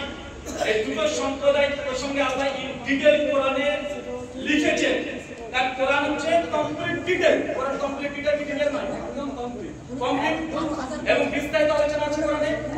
তো আমাকে এই বিচরণকারী প্রত্যেক পাখি, আল্লাহর প্রত্যেক পাখি এবং যারা মাটিতে বিচরণ করে প্রত্যেক প্রাণী পশুদের ডিটেইল আলোচনা করা আছে। এই তো প্রত্যেক মানে সমস্ত পাখি। আচ্ছা বলেন টিকটিকির মানে কোরআন যত ডিটেইল সবকিছু বিস্তারিত বর্ণনা আছে। টিকটিকির বিজ্ঞান সম্মত নাম কোরআন থেকে দেখিয়ে দেন। টিকটিকির নাম, টিকটিকির নাম আপনি দেখাতে চাইছেন? টিকটিকির বিজ্ঞান সম্মত না, কারণ কোরআন হচ্ছে বিস্তারিত ব্যাখ্যা। কথা বুঝতে পারলেন? কারণ কোরআন কি বিস্তারিত? বিস্তারিত কাকে বলে ভাইজান? আমি আপনাকে বলি বিস্তারিত কাকে বলে? যার এ টু জেড সবকিছু লেখা থাকবে। এটা আপনি শুনুন, এটা আপনি শুনুন। আচ্ছা টিকটিকির বিজ্ঞান সম্মত নাম কোরআন থেকে দেখান। আল্লাহ যেটা বলতে চাইলেন যে এটা আপনি 115 নম্বর আয়াতটা দেখুন সূরা আনাম, যে ওখানে কি বলছে? আল্লাহ বলছে যে এইটা এই আল্লাহর বিধানের জন্য পরিপূর্ণ। এটা কোনো আল্লাহ বিধান। আচ্ছা এখন একটা কিছু নামলেন তার মানে একটু আগে ছিল যে কোরআন হচ্ছে বিস্তারিত ডিটেইল, আর এখন হচ্ছে আল্লাহর বিধানের জন্য কমপ্লিট, মানে জাগতিক সম্পর্কে জ্ঞান কোরআনে নেই, এটা বলতে চাচ্ছেন? প্রত্যেকটা জিনিসই আছে, কিন্তু আপনার ডিটেইল মানে ওইরকম। আর আপনি যেটা চান, আচ্ছা ডিটেইল বলতে কি বুঝে সেটা বলে নাকি তাহলে? ডিটেইল মানে এই যে আল্লাহ যেটা ডিটেইলস বললেন সেটা মানুষ যদি এখন আমি যদি মনে করি যে একটা পুজো করতে হবে, এটা তো ডিটেইলস কোরআনে নেই। আচ্ছা তাহলে তিনি তার জায়গা থেকে তিনি একটু সরলেন, আলহামদুলিল্লাহ। আপনি আপনার জায়গা থেকে সরে এসেছেন, আলহামদুলিল্লাহ। আমি জায়গা থেকে সরিনি। উনি একটু আগে বললেন যে আসমান এবং জমিনে, শুনেন, আসমান এবং জমিনে, আসমান জমিনে যা কিছু আছে সমস্ত বিষয়ে কোরআন মাজিদে ডিটেইল বিস্তারিত আলোচনা আছে। বিস্তারিত মানুষকে বোঝাতে মানে বিস্তারিত বলতে কি বোঝানো হয়? বিস্তারিতটা মানুষকে বোঝানোর দরকার নেই। এখন আপনি বললেন যে হেদায়েতের জন্য যা দরকার সেটা বিস্তারিত আছে, অন্য কোনো ব্যাপারে বিস্তারিত নেই, মানে আপনার অবস্থান সরে এসেছেন। আমি সেটা বলিনি, আমি সেটা বলিনি। আপনি যেটা বলছেন এখানে আপনার যেটা আচ্ছা সূরা নামলের আয়াতের অনুবাদ একবার পড়ে শুনে দেন তো, আপনার কথা বলে কন্ট্রাডিকশন আপনার। হ্যাঁ আমামিন ওয়াইবাতি ফিস সামাই ওয়াল আরদি ইল্লা ফি কিতাবিন মুবিন। জি আসমান এবং জমিনে হুম। এমন কোনো গোপন রহস্য নেই যেটা এই কোরআনে দেওয়া নেই। গোপন রহস্য দেওয়া কিতাবুল আছে। মুবিন, হ্যাঁ, কোরআন কথা বলে হ্যাঁ। কিতাবুল মুবিন, এই কিতাবে নেই, এই কিতাব এই- মানে তো কোরআন। কোরআনটা কিতাব মানে কোরআন? হ্যাঁ, কিতাব মানে কোরআন। কিতাবটা আচ্ছা কিতাব মানে কোরআন হয়ে গেল। আল্লাহ আল্লাহ কোন কিতাব দিয়েছেন? আমাকে একটাই তো কিতাব দিয়েছেন। কে বললো? তওরাত জাবুর। আল্লাহ বলছেন একদম। তওরাত জাবুর, তওরাত জাবুর। তওরাত তো কোরআন, তওরাতটাও কোরআন, জাবুরটাও কোরআন। তাতে আচ্ছা দেখুন যুক্তি আছে। হাস্যের শোনো, যুক্তি আছে, শোনো। হ্যাঁ যুক্তি আছে। না, আচ্ছা তার মানে বুঝা গেল। এটা নেই, কেউ কেউ ছোট করবেন না, জানবো আমরা। আচ্ছা তার মানে বুঝা গেল, শুনেন বুঝে নিয়েছি। তার মানে আল্লাহ দাউদ নবীকে কোরআন দিয়েছিল। এই কিতাবটাই সকল। আমি বুঝতে যাচ্ছি ভাই, আপনারা কেউ বলেন না, আপনারা নিজেরা বুঝে নেবেন। তার মানে উনি বলছেন যে জাবুর এটা কোরআন। জাবুর এটা কোরআন, আচ্ছা তারপরে তওরাত এটা কোরআন। এটা কোরআন, আচ্ছা ইনজিল এটা কোরআন। এটা কোরআন। আচ্ছা মাশাআল্লাহ। ঈসা নবীকে কোরআন দেওয়া হয়েছিল। সেটা কোরআনে, এটাই তো ইনজিলটাই তো কোরআন। হ্যাঁ সবই তো কোরআন। আচ্ছা সবই কোরআন, এই যে দাবি করলেন একটা প্রমাণ দেন কোরআন থেকে। প্রমাণ হচ্ছে এটা সূরা 55 নম্বর সূরা, এই দেখুন রহমান, রহমানের প্রথম আয়াতে আল্লাহ বলেছেন আর রহমান আল্লামাল কোরআন। যখন আল্লাহ তখনই তার সাথে সাথে আল্লাহ কোরআন শিক্ষা দিয়েছে মানুষকে। তারপরে খলাকাল ইনসান, তারপর মানুষ সৃষ্টি হয়েছে। তার চাইতে বড় কথা হচ্ছে দেখুন সূরা 11 নম্বর সূরা হুদের 7 নম্বর আয়াতে আল্লাহ বলেছেন আমি এই পৃথিবী আসমান জমিন 6 দিনে সৃষ্টি করেছি। আর 6 দিনে যখন সৃষ্টি করেছি তখন আমার আরশ ছিল পানির উপরে। তাহলে যদি তাই হয়, এটা যদি কোরআনে দেওয়া থাকে, তখন এই সৃষ্টিটা তো তখন মানুষই নাই, তখন মানুষ সৃষ্টিরও বহুত আগে। তার মানে কি আল্লাহর হিসাবে একদিন তোমার আমাদের গণনায় সেটা হচ্ছে 1000 বছর। সেটা সূরা হাজ 22 নম্বর সূরা হাজের 47 নম্বর আয়াতে আল্লাহ বলছেন। আচ্ছা। তাহলে যদি তাই হয়, আচ্ছা। তাহলে এটা সৃষ্টি হয়েছে এই আসমান জমিন আল্লাহ সৃষ্টি করেছেন 6000 বছর আমাদের গণনা। আচ্ছা। 6000 বছরের এই দুনিয়া সৃষ্টি, আসমান জমিন সৃষ্টির আগে কোরআন শিক্ষা দেওয়া হয়েছে। কোরআন যদি সেই সময়তে থাকে আর সেটা আল্লাহ বলে দিচ্ছেন। আচ্ছা এই যে আপনার ব্যাখ্যা, এটা তো আপনার নিজস্ব ব্যাখ্যা। আমার নিজস্ব ব্যাখ্যা না না, আপনি তো নিজের কোরআন বলেন রহমান আল্লামাল কোরআন খালাকাল ইনসান। তাই তো আছে। যে আল্লাহ তিনি হচ্ছে রহমান, তিনি মানুষকে কোরআন সৃষ্টি করেছেন। এই আয়াত থেকে লাভ দিয়ে আপনি চলে গেলেন যে আসমান জমিনের সৃষ্টির আগে আরশের উপরে আল্লাহ সুবহানাহু ওয়া তাআলা মানে পানির উপরে আরশ ছিল। এই আয়াত থেকে আপনি চলে গেলেন ওই আয়াতে তাফসীর করতে। এই আয়াতের আগে মানে পরে বুঝাচ্ছেন ওইখানে, এটা তো আপনার নিজস্ব ব্যাখ্যা যে এখানে পরে ওখানে গেলাম। দাঁড়ান আমি আপনাকে বলছি, শুনেন, এইভাবে আপনি যদি ব্যাখ্যা করতে চান, সূরা আম্বিয়া খুলেন তো, আমি একটা আয়াত বলছি, 98 নম্বর আয়াত বের করেন, 21 নম্বর 98 নম্বর আয়াত বের করেন, আপনি পড়েন। আল্লাহ সুবহানাহু ওয়া তাআলা বলেছেন যে মুশরিকরা যেসব দেবতাদের উপাসনা করে, শুনেন ভাই, শুনেন ভাই, আপনারা বসেন,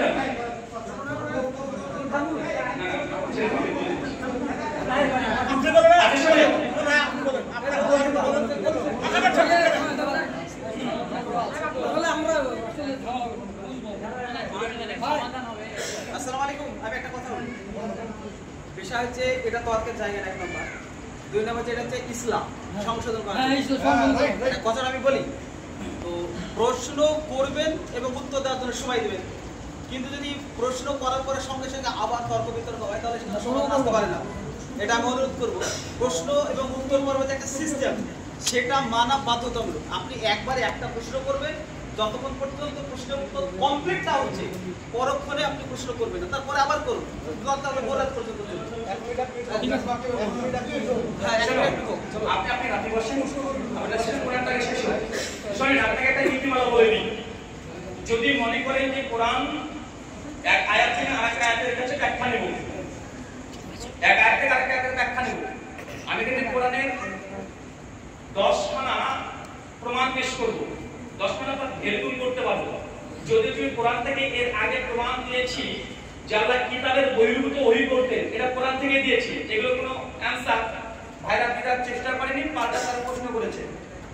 আমি অলরেডি কোরআন থেকে প্রমাণ দিয়েছি, কমপক্ষে 1 ডজন আয়াত থেকে, যে আল্লাহ সুবহানাহু ওয়া তাআলা কিতাবের বহির্ভূত নবীদেরকে ওহী করতেন। প্রমাণ পেয়েছেন কি পাননি? তার মানে এটা কোরআনেরই দাবি। তার মানে আমার অলরেডি প্রমাণ হয়ে গেছে যে আল্লাহ কোরআনের বহির্ভূত সেকেন্ড কোন নলেজ সোর্স দিতেন, যেগুলোর সাথে নবীদের কানেকশনে কথাবার্তা হতেন। তার মানে আপনাদের প্রথমে আর্গুমেন্ট এটা ডিসকাস হয়ে গেছে কোরআন থেকে, আমি নিজের ব্যাখ্যা কোনো গল্প বলিনি।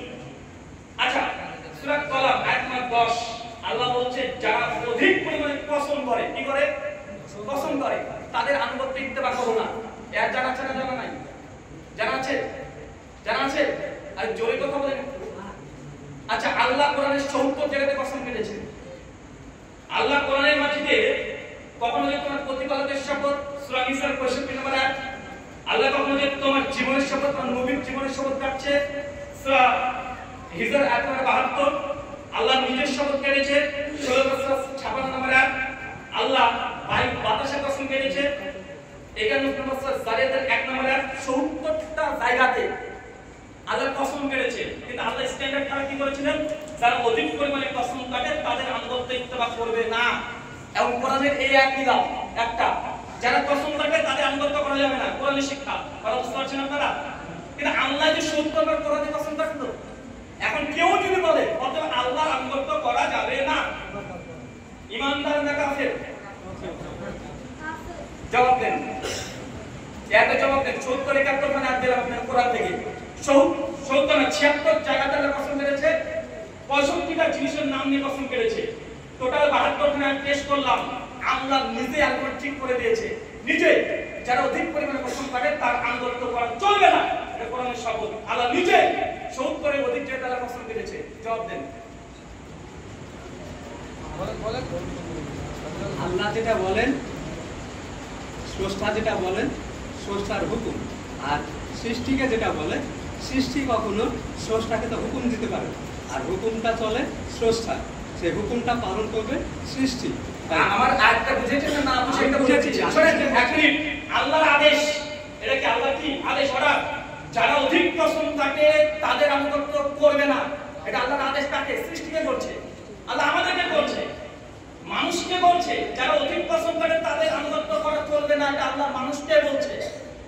আর আল্লাহ স্বয়ং নিজেই ৭৬ বার গোটা কোরআন মাজিদের কসম কাটছে। এখন আল্লাহর আনুগত্য করা যাবে কি যাবে না বলেন? আল্লাহর আনুগত্য তো অবশ্যই করা যাবে, কারণ আরে আছেন, এটা আমাদের দাবি নাই, কোরআনের আয়াত থেকে আপনি খণ্ডন করেন। এটা ও আপনি কি ওভার পাচ্ছেন? আপনি বলবেন এবার বল লাইনটা ওরে ওয়ালা তুতি কুল্লা হাল্লাফি মাহিন। নো এই আয়াতটাকে ক্লিয়ার হবে। আমি এখানে 72 খান টোটাল 76 টায়ার আগে সমাধান দেন। আয়াতটা তো বলতে দিবেন আগে। আচ্ছা বলেন সেখানে কি বলছে আল্লাহ? আল্লাহ বলছে ওয়ালা তুতি, তুমি অনুসরণ করবে না কুল্লা হাল্লাফি মাহিন, প্রত্যেক লাঞ্ছিত পশমকারী। আল্লাহকে লাঞ্ছিত, জি আল্লাহকে লাঞ্ছিত, ওটা বলেন একটা। এটা তো বলছে ওয়ালা তুতি কুল্লা হাল্লাফি মাহিন, যে লাঞ্ছিত পশমকারী তার তুমি অনুসরণ করবে না। জি তাহলে আল্লাহকে লাঞ্ছিত, আচ্ছা এটা লাঞ্ছিত মানুষের ক্ষেত্রে আল্লাহ বলেছে। আচ্ছা লাঞ্ছিত বলতে কি বোঝায়? লাঞ্ছিত বলতে কি বোঝায়? লাঞ্ছিত যে যার মান সম্মানহীন হয়, যার মান সম্মান, যার মান সম্মান খুঁজে যায় পৃথিবীতে বা যে ভাই আপনাদের ওঠা চলে রাখবেন। যারা হচ্ছে লাঞ্ছিত বলতে কাকে বোঝায়? লাঞ্ছিত ব্যাখ্যা লাঞ্ছিত কে হয়? মানুষ তো লাঞ্ছিত হয়। হ্যাঁ মানুষ না, শুধু মানুষই লাঞ্ছিত হবে? কে লাঞ্ছিত হয়? অন্য কাউকে লাঞ্ছিত করা যায় না। কাকে লাঞ্ছিত হয়? আপনার যদি সম্মান নিয়ে আমি হানি করলাম, লাঞ্ছিত তখন আমি যখন আপনার আমি তো সম্মান লাঞ্ছিত হলাম, আমি তো প্রথম করি, তাহলে আমি তো অনুসরণ করবেন কেন? এখন আল্লাহর সম্মানী করে কি অ্যাটাক করা হয় না? আল্লাহকে লাঞ্ছিত করা হয় কি হয় না? নাস্তিকরা আল্লাহকে লাঞ্ছিত করে কি করে না? কথা বলেন। আল্লাহকে লাঞ্ছিত করলে আল্লাহ কি সম্মান কমাতে পারছে? আল্লাহ অমুক আর নাম অমুক।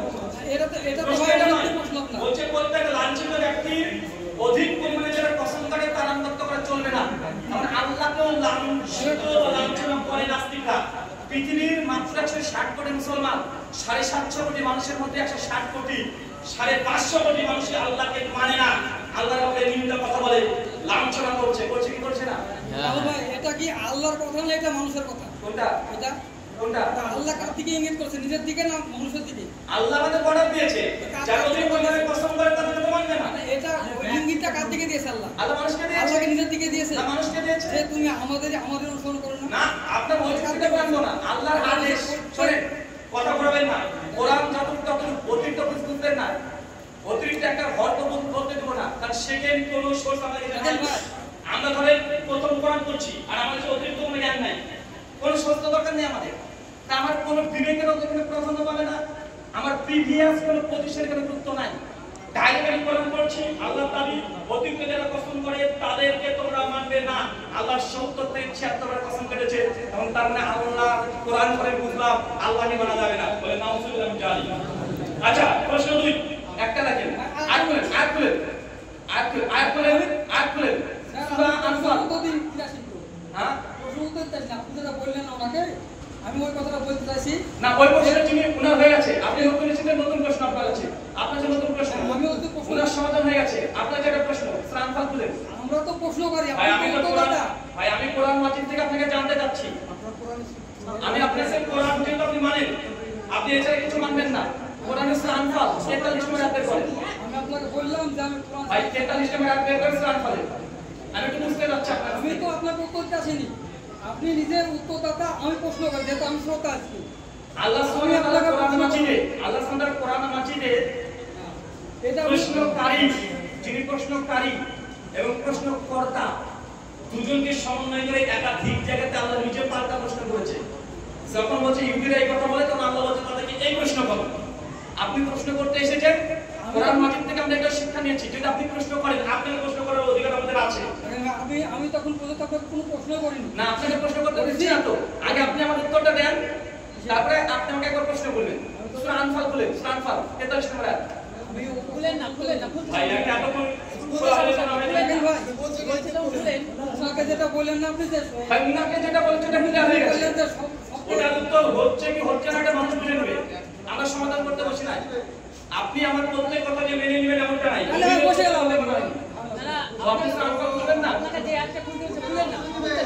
আনফাল যেটা সময় খুলবেন না। শুনলেন না? আরে উনি বললেন, আমি তো আপনাকে বললাম ভাই প্রশ্ন আমি করেছি, আপনার উত্তর হয়ে গেলে আপনি আমাকে প্রশ্ন করবেন, আমি উত্তর দেব। পারিস না বল? বলেন।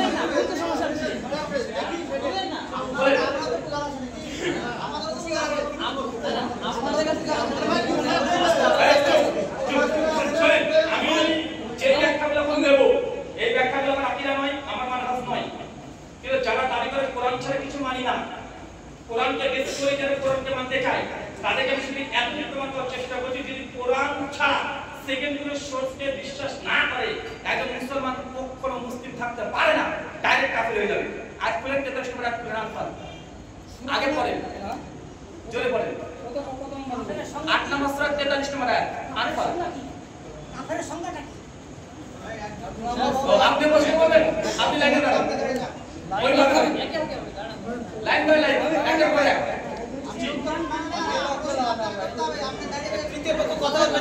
ভাই চুপ করে জোরে জোরে করে ভাই শুনুন, এক মিনিট ভাই, এক মিনিট। উনি বলছেন উন্নত তুমি করবেন, কান খাড়া করে শুনেন, পড়েন।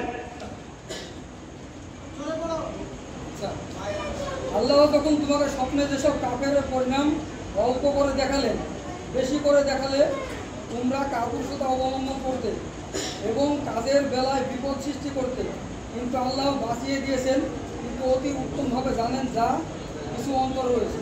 মাশাআল্লাহ। প্রথম এক লাইন আগে পড়েন, ভালো করে শুনেন, ভালো করে শুনেন, পরে প্রথম লাইনটা আবার পড়েন।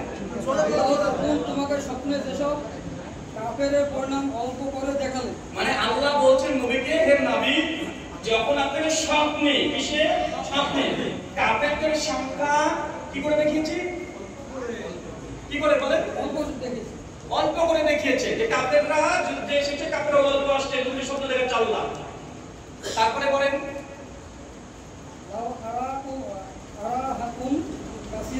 যদি আমি অধিক দেখাতাম, যদি অনেক বেশি কাফেরদেরকে দেখাতাম, তাহলে তোমাদের অনেকেই দুর্বল হয়ে যেত। সেটা অবলম্বন করতে হ্যাঁ, তার মানে আল্লাহ সুবহানাহু ওয়া তাআলা এখন বুঝেন, শুনেন, আমার কাছে কোরআন ছাড়া কিছু নাই, কথা বুঝতে পারলেন?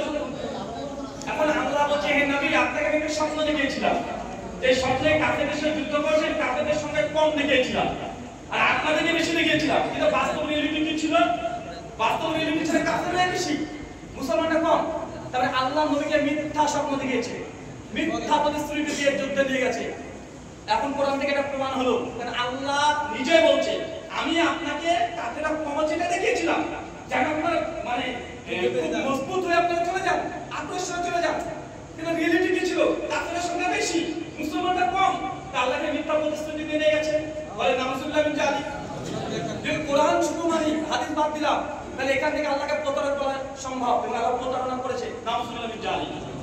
ব্যাখ্যা বলেন এবার, ব্যাখ্যা বলেন, দেখেন ভাই, আমি একটা ব্যাখ্যা দেন, 15 সেকেন্ড দিছে না, এটা আগে শেষ করে দেন। কিন্তু আমাকে কথা বলতে চাই, ব্যাখ্যা দেন,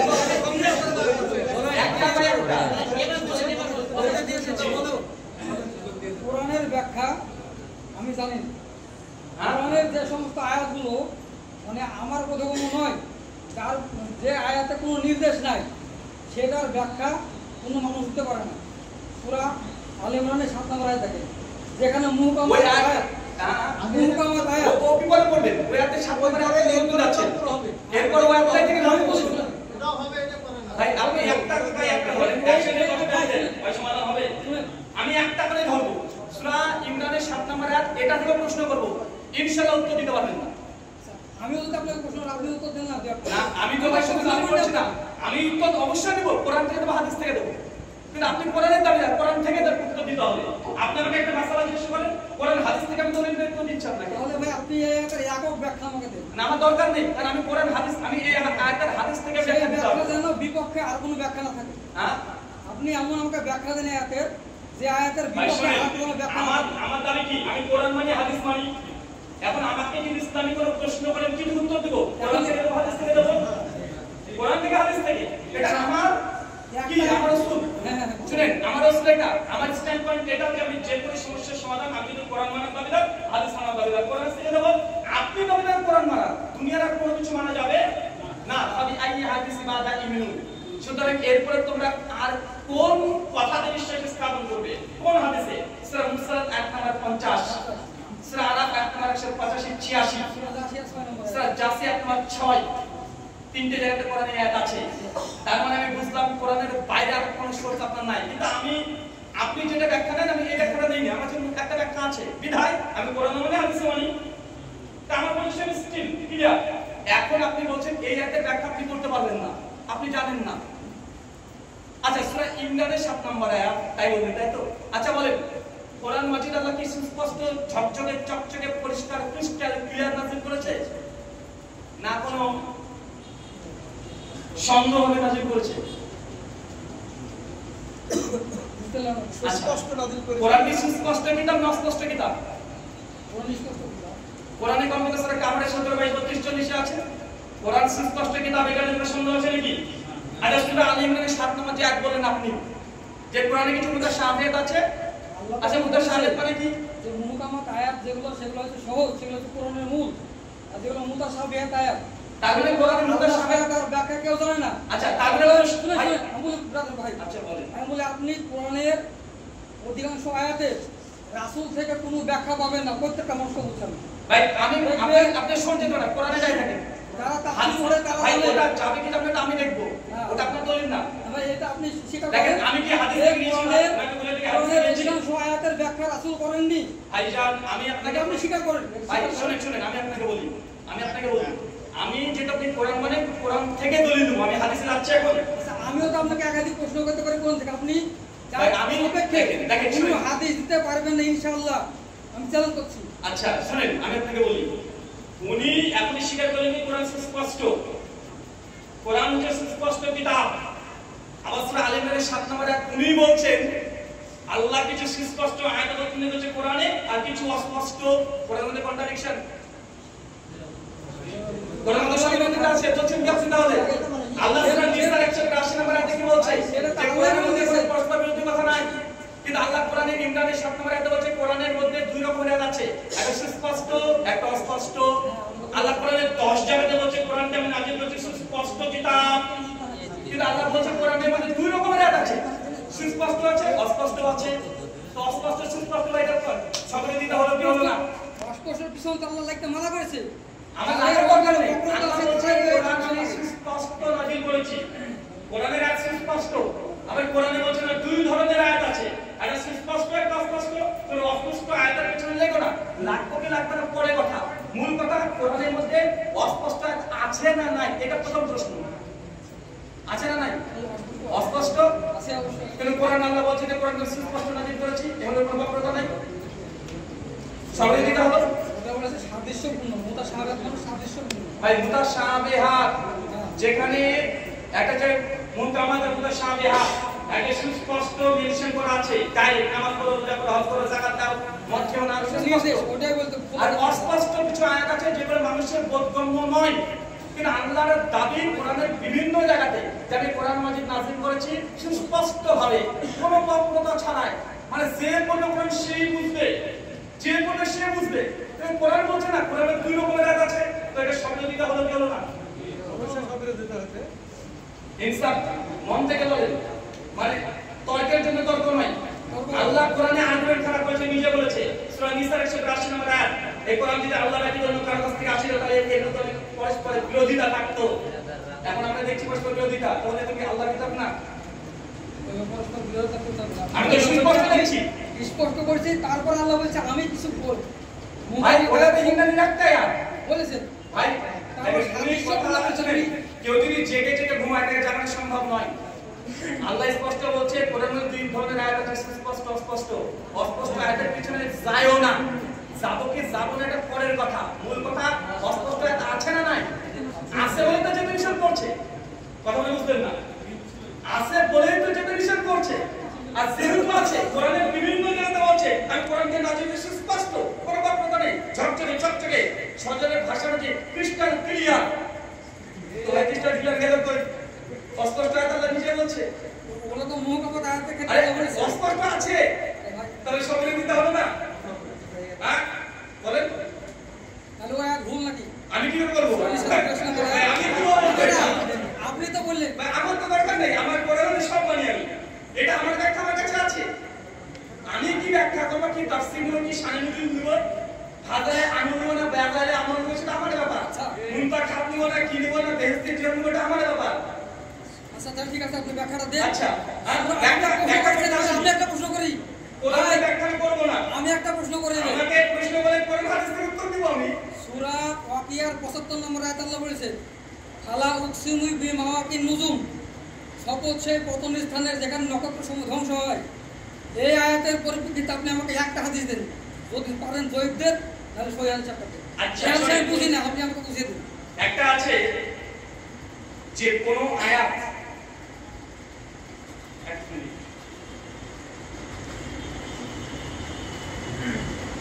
কোন আয়াতের ব্যাখ্যা যদি হাদিসে না থাকে তার অর্থ এটা নয় নাই তো ভালো, মানে কোন আয়াতের ব্যাখ্যা ধরেন না হাদিসে নাই, তার মানে কি এই দলিল বহন করে যে হাদিস মানা যাবে না? হ্যাঁ, রাসূলকে কি সেই যুগে জিজ্ঞেস করেন যে আয়াতের ব্যাখ্যা আপনি দেন? তাদের প্রয়োজন হয়নি জিজ্ঞাসা করেনি, তাদের প্রয়োজন হয়নি জিজ্ঞাসা করেনি। এটা কেমন বললেন যে রাসূল থেকে কোরআন বুঝতে হবে হাদিস দিয়ে, সেটা ব্যাখ্যা না, আয়াতের ব্যাখ্যা বলেন ভাই, এই কথা কখনো বলিনি। এই আয়াতের আমাকে এই কথা এটাকে বলে ইসলামের ফেলাসি, ইসলামের ফেলাসি না শুনেন পারেন শুনেন, এটাকে বলে ইসলামের ফেলাসি, মানে আমি যে দাবি করিনি সে দাবিটা আমার কাঁধে চাপিয়ে দিচ্ছে, এটা একটা যুক্তি ঘোরা করছে, আমি এটা করিনি। এটা দেখেন আপনি বলেছেন যে ওহী হচ্ছে চার প্রকার, আপনি আমাকে মিথ্যা অপবাদ দিলেন।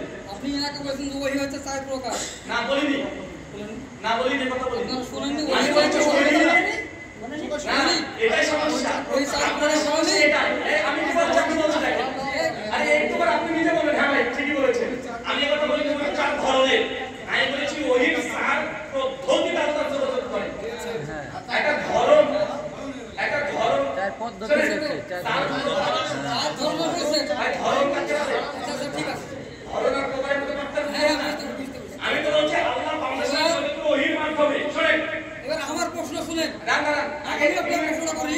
ইলেকশন করবেন আমি শুনেন, আমি কি বলেছি আমার দ্বিতীয়বার বলে দিচ্ছি, আমি প্রথমে বলেছি রেকর্ড করা আছে চতুর্দিকে, আমি বলেছি আল্লাহ বাংলাদেশে যোগাযোগ করে ওহির মাধ্যমে, তাহলে কি বললাম ওহিকে আসি যে আল্লাহ কিভাবে ওহি করেন, তখন বললাম আল্লাহ ওহির চার পদ্ধতিতে তিনি করে থাকেন, এক অর্ডার আড়াল থেকে ডাইরেক্ট জিমের মাধ্যমে স্বপ্নের মাধ্যমে, এটা ওহির ধরন বলেছি। এখন বুঝতে পারলেন যে আপনি যে অভিযোগ করলেন আমার উপরে ওটা আপনি ভুল বুঝেছিলেন, এবং আপনার চারজন আরেকটা অভিযোগ আপনি করেছেন, আগে এটা স্বীকার করে নেন, হ্যাঁ শুনুন এটা হলো আগে স্বীকার করে নেন একটা যে আপনি আমার কথার মজলিসে ভুল বুঝেছেন এবং আপনার চারজন চার ধরনের আপনি মানে বলেছেন। চারজনের কথা কাটাকাটি করতে শুরু করে এই দিয়েছেন। চার ধরনের মধ্যে আপনি বলেছেন যে যেটা রাসূলের উপরে হয়েছে সেটা হচ্ছে কোরআন, আর স্বপ্নের মাধ্যমে বিভিন্ন ভাবে দিয়েছে সেগুলো হচ্ছে অন্য বিষয় বলেছে, মানে এটা কোরআনের বাইরে। তো কোরআনের বাইরে ওই ওইগুলো আমাকে আপনি 2 লাইন করে শোনান। আমার দরকার নেই এটা প্রশ্ন না, বাস। দ্বিতীয় শুনুন, নম্বর শুনুন, হচ্ছে কেন কথা বলছি? এই একটা প্রশ্ন দ্বিতীয় নম্বর হচ্ছে আপনি বলেছেন আপনি বললেন একটা করে বলেছেন, এক মিনিট আপনি বললেন দেখেন উনি একটা প্রশ্ন করেছেন, এক মিনিট থামেন, 1 মিনিট। আপনি বলেছেন যে জিবরাইল আলাইহিস সালাম মুহাম্মদ সাল্লাল্লাহু আলাইহি ওয়াসাল্লামের কাছে মানে ওহী নিয়ে আসেন, তার মানে ওহী বাহনকারী ফেরেশতা হচ্ছে একজন, আপনার দাবি? আমি বলিনি এই কথা এটা কখনোই বলিনি। মিথ্যা অভিযোগ নয়। বলেন একজন রেকর্ড আছে সমস্ত। শুনুন, আপনার কথা বললেন না। ওহী বহনকারী তাহলে কজন? হ্যাঁ? ওহী আমি বহনকারী আমি উত্তর দেব না এখানে। উত্তর আপনি দিবেন, কোরআন থেকে উত্তর আপনি দিবেন। আপনি বলেছেন জিবরাইল আলাইহিস সালাম শুনেন, আল্লাহ রাসূলের কাছে ওহী নিয়ে আসছেন। আমি এটা ডিফেন্স করতে আসিনি। না না ভাই, আমি আগে বলে দিয়েছি, আমার বিষয়ে ক্লিয়ার করে দিয়েছি। আপনার আমি কয়েকটা কথা উত্তর দিই। না, আপনি আপনি বলেছেন যে মুহাম্মদ সাল্লাল্লাহু আলাইহি সাল্লাম তিনার কাছে জিবরাইল ওহী নিয়ে এসেছেন, আপনি বলেছেন বলুন। জি, আচ্ছা, সূরা ফাতিরের আপনি 1 নম্বর আয়াতটা পড়ে সবাইকে শোনান। আপনি শোনান, হ্যাঁ আপনি আমি শোনান। শোনাচ্ছি। আচ্ছা, আপনাদের একটা প্রশ্ন করবেন তারপরে লাইন ধরে। আমি আপনাকে আরেকটা আমার বই আছে, না না, এরপর আমি প্রশ্ন করব। আচ্ছা, একটা আপনি একটা আমি। আমার উত্তর আমরা পাইনি। একটা জায়গাতে দাঁড়িয়ে থাকবেন, একটা বিষয় ক্লিয়ার করবেন, তারপরে প্রশ্ন করবেন। একটা থেকে আরেকটা দৌড়ে বেড়াচ্ছেন কেন এভাবে? একটা বিষয় ক্লিয়ার করেন না ভাই, এরকম এখান থেকে ওখানে কখন হাই জাম্প হচ্ছে, সমস্যা নাই, সারা রাত চলবে। আলহামদুলিল্লাহ ফাতিরিস সামাওয়াতি ওয়াল আরদি জাইলিল মালাইকাতি রুসুলান উলি আজনিহাতিন মানসনা সুলাসা রুবাআ। দেখেন, সমস্ত প্রশংসা হচ্ছে সেই আল্লাহর যিনি আসমান এবং জমি সৃষ্টি করেছেন এবং তার ফেরেশতাগণ যারা ওহী বহন করে 2 2 3 3 4 4 ডানা বিশিষ্ট। ঠিক আছে, কি হলো? তাহলে আপনি যারা বলেন যে মুহাম্মদ সাল্লাল্লাহু আলাইহি ওয়াসাল্লামের কাছে জিবরাইল ওহী নিয়ে এসেছে, বলেন আনেনি, ডিনাই করে থাকে। তাহলে এখানে তো আল্লাহ আমি বলছেন অস্বীকার করে দেখেন, আমি তো বলিনি, কোরআন বলছে। 4 4 আচ্ছা, জিবরিল স্পষ্ট করে যাচ্ছে ফেরেশতাগণ ওহী নিয়ে এসেছে। আমি কি আমার কথা বলেছি? আমি বলছি সূরা সূরা, এটা আপনার দলিল, কোরআন কিন্তু আপনার শুধুমাত্র দলিল, তা আমার তো কিতাব নাযিল এটা রুহুল আমিন। এটা আমার কথা না, আল্লাহর কথা। আল্লাহর কথা। তাহলে আমার দোষ দিচ্ছেন কেন? আশ্চর্য ব্যাপার। ও কোরআন পড়ছে, আপনিও কোরআন পড়ছেন, তাহলে ব্যক্তিগত দোষ দিচ্ছেন কেন? ও তো কোরআনের আয়াত পড়ছে। আমি তো বলছি। আচ্ছা শুনেন, তার মানে স্যার এটা আমার একটা প্রশ্ন ভাইজান। আপনি কোরআন যদি খুলেছেন সূরা আম্বিয়া 98 নম্বর আয়াতটা বের করেন একটু। বের করতে হবে। আরেকটা আপনার অভিযোগ। না না আরেকটা স্যার। না না আপনি আপনারটা রাখেন। তাহলে উনি কি মনে করছেন হচ্ছে আপনি যোগ্যতা বেশি? মানে উনি জানেন না, আপনি বেশি জানেন। আপনি বললেন যে তাহলে উনি জানেন না, আপনি তার জন্য তার উনি বললেন যে বলছেন লোকটা অপমান করা হচ্ছে না। উনি বললেন না ওই লোকটাকে আপনি অপমান করতে গেলেন। যে সমস্ত কিতাবগুলো দিয়ে ভাইজান আপনি না প্রথমে বলেন উনার কথা উনাদের সবার কথা আপনাকে একা উত্তর দিতে হবে, তাহলে উনারা জানেন না আপনি অপমান করছেন নাকি? আজকের বিষয় আপনি এক মিনিট আমাকে শুনুন না কথাটা। আপনার তো এতক্ষণ কথা শুনছি, বলেন না, আপনার কথা শোনা হয়নি। পাঁচজন জানবে তো কথাটা, আপনি শুনেন না। এবার না আপনার প্রশ্ন হয়ে গেছে, এবার আমার প্রশ্ন। সূরা আনআমের এবার আমার প্রশ্ন 88 নম্বর আয়াত থেকে 89 নম্বর আয়াতে আল্লাহ বলছে সমস্ত নবীদের নাম করছে কোন আল্লাহ। এখানে মাসুদ ভাই বলেছিল যে তাওরাত, জবুর, ইনজিল ভাই ওনার ওই প্রশ্ন ওনার, ওটা আপনার নয়, ঠিক আছে? ওটার আমাদের উত্তর যা হয়েছে আমরা উত্তর দিয়েছি, এটা নিয়ে মানুষ বুঝে নেবে।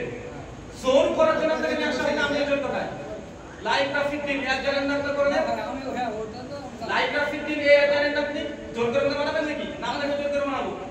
আপনি জোর করতে যাচ্ছেন কেন? ইসলামে জোর আমরা দুজনের এখানে আলোচনা করছি, দুজনে। কে বললো ইসলামে জোর জবরদস্তি নাই? আপনি বলেছেন। এরপর আপনাকে এই নিয়ে ধরবো, এটা নিয়ে ধরবো।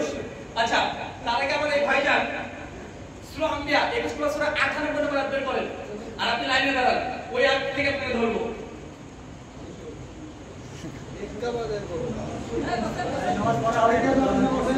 আচ্ছা ঠিক আছে, ফজর বাদ করে এখন হয়নি আমাদের, তাহলে দুই ভাই প্রশ্ন শেষ, ঠিক আছে? হ্যাঁ আচ্ছা বলেন সূরা 21 নম্বর আপনারা শুনেন, কোন শুনেন ভাই, সাইলেন্স শুনেন, বাংলাটাই বলেন। তোমরা এবং আল্লাহর পরিবর্তে তোমরা যাদের পূজা করো সেগুলো দুটোকার ইন্ধন। আচ্ছা শুনেন, হয়ে গেছে। উনি বললেন, শুনলেন, আল্লাহ কাফেরদেরকে বলছে তোমরা আল্লাহর পরিবর্তে যাদের ইবাদত করো তারা জাহান্নামের ইন্ধন। খ্রিস্টানরা ঈসা নবীর পূজা করে, তাকে ঈশ্বরের সন্তান মনে করে, এবং ঈসা নবী এর থেকে প্রমাণ হলো তিনি জাহান্নামে যাবে, জাহান্নামের ইন্ধন। জবাব দেন, কোরআন থেকে জবাব দেন। প্রশ্ন করেননি? শুনেন, সূরা আম্বিয়ার 98 নম্বর আয়াত কোরআন বলছে, ভাই এটা আমাদের জবাব আছে হাদিস ভিত্তিক, আমি ডিফেন্স করছি না। উনি যদি কোরআনে মানে কিছু মানবে না, আমি তো প্রত্যেক আয়াত থেকে যে আয়াত বলবে সে আয়াত থেকে আমি যদি ওইটা ওইভাবে বিশ্বাস করে তাহলে সে মুমিন তো দূরের কথা, মানুষ বলে বিচ্যুত হবে না। যে আয়াত কথা উনি বলেছেন না, ধর্মের কোনো জবরদস্তি নাই, ওটা থেকে ধরবো আবার। তারা আপনি এই আয়াত স্পষ্ট আল্লাহ বলছে কাফেররা যাদের ইবাদত করে আল্লাহকে ছাড়া, ওই দেবতাগুলো ওরা মানে ইবাদতের বস্তু যে সে জাহান্নামের ইন্ধন হবে। তার মানে খ্রিস্টানরা যখন ঈসার ইবাদত করে, মারিয়ামের ইবাদত করে, তাহলে মারিয়াম আর ঈসা এই আয়াত অনুযায়ী জাহান্নামে যাবে। কেউ যদি বিশ্বাস করে এটা বলে মুসলমান থাকবে না কাফের হবে? আয়াত শব্দ চারজন উত্তর দেবেন, চারজন দফা, চারজন দফা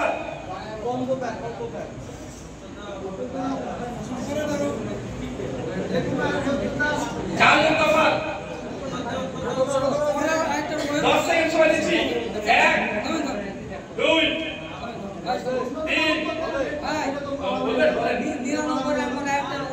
আপনি বলেন।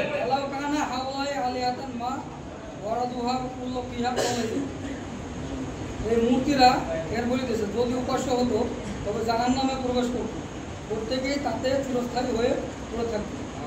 এই মূর্তি ভালোই তো আমাদের একটা হয়ে গেল, এটা সহজ হয়ে গেল। আচ্ছা আদিনাতে মূর্তি শব্দ আছে, মূর্তি শব্দটা আমরা বড় কথা থেকে বলা, মূর্তি শব্দ এর মূর্তি শব্দ করেছে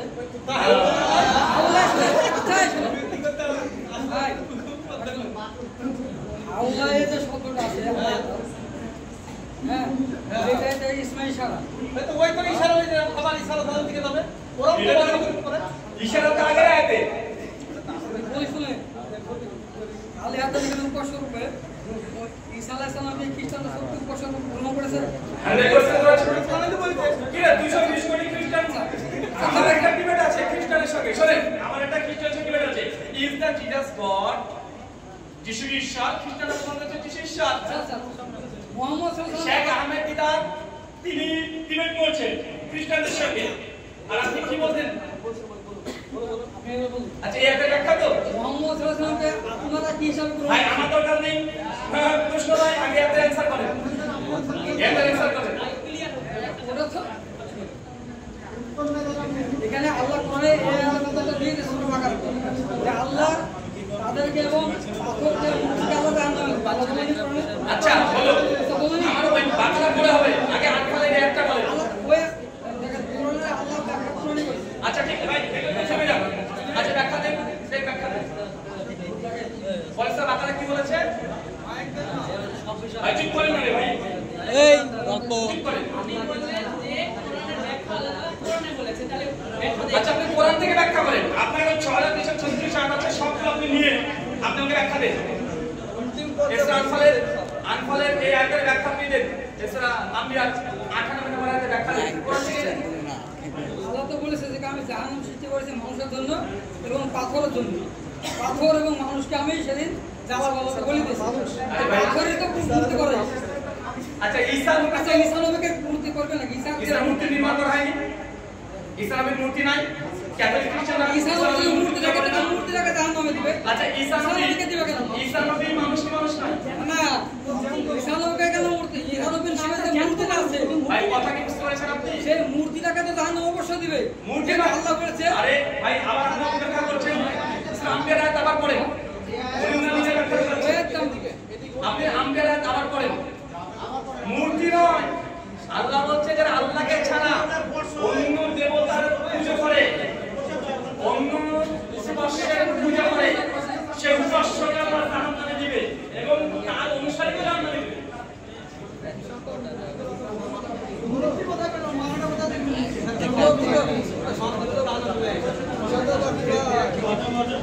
ভাই আম্বিয়ার পেয়েছেন তো শুধু মূর্তিকে নয় যার ইবাদত করেন তাকেও জাহান্নামে আল্লাহ দিবে এবং যারা করছেন তাকেও জাহান্নামে দিবে এই দুটো কোরআনের এই এক মেনে যদি আমার আকাল আমার বুদ্ধি আমাদের থেকে কোনো সোর্স নাই দুনিয়ার কোনো জ্ঞান নাই কোরআন মাজিদ আকাশ থেকে জমিন পর্যন্ত সব জ্ঞান এতে আছে অতএব বুঝে নিলাম ঈসা নবী সহ তার উম্মাহ জাহান্নামে যাবে নাউজুবিল্লাহ মিন যালিক এখানে কোনো হিপোক্রিসি করবেন না যে রাহুল ভাই এটা বললো ওটা বললো না ভাই সহজ আমি একদম ফ্রি মাইন্ড আপনার সঙ্গে এক কথাই কথা বলছি আপনার সঙ্গে এক কথা আমি করে আচ্ছা আপনি বসে যান এবার আপনি ওঠেন ভাই আপনি বসে পড়েন আচ্ছা এই কি বলেছিলেন লাইকা ফিদ্দিন ইসলামের মধ্যে কোনো জবরদস্তি নাই তাই তো এখন এই কথা বলছেন তো হ্যাঁ যদি এটা বিরুদ্ধ কোনো আয়াত দেখিয়ে দিই বলুন সূরা তাওবা 29 নম্বর আয়াত খুলেন জোরে পড়েন সূরা নাম্বার 9 আয়াত নাম্বার 29 সূরা তাওবা আর আপনি পড়েন মুশাররফ জোরে জোরে পড়ুন লজ্জা পাচ্ছে জোরে জোরে সূরা তাওবা 29 নম্বর আয়াত পড়েন আপনি পড়ে শুনান চলে গেছে আপনারা কোরআন মাজিদের মানবতাদের কোরআন পড়তে আপনারা ঠিক আছে এটা গর্ব করে কথা আচ্ছা মুশাররফ সময় নষ্ট করো না পড়বে না চোখ চশমা চলে চলে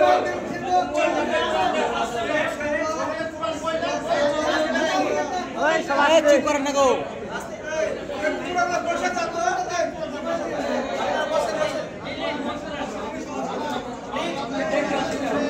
আপনারা তো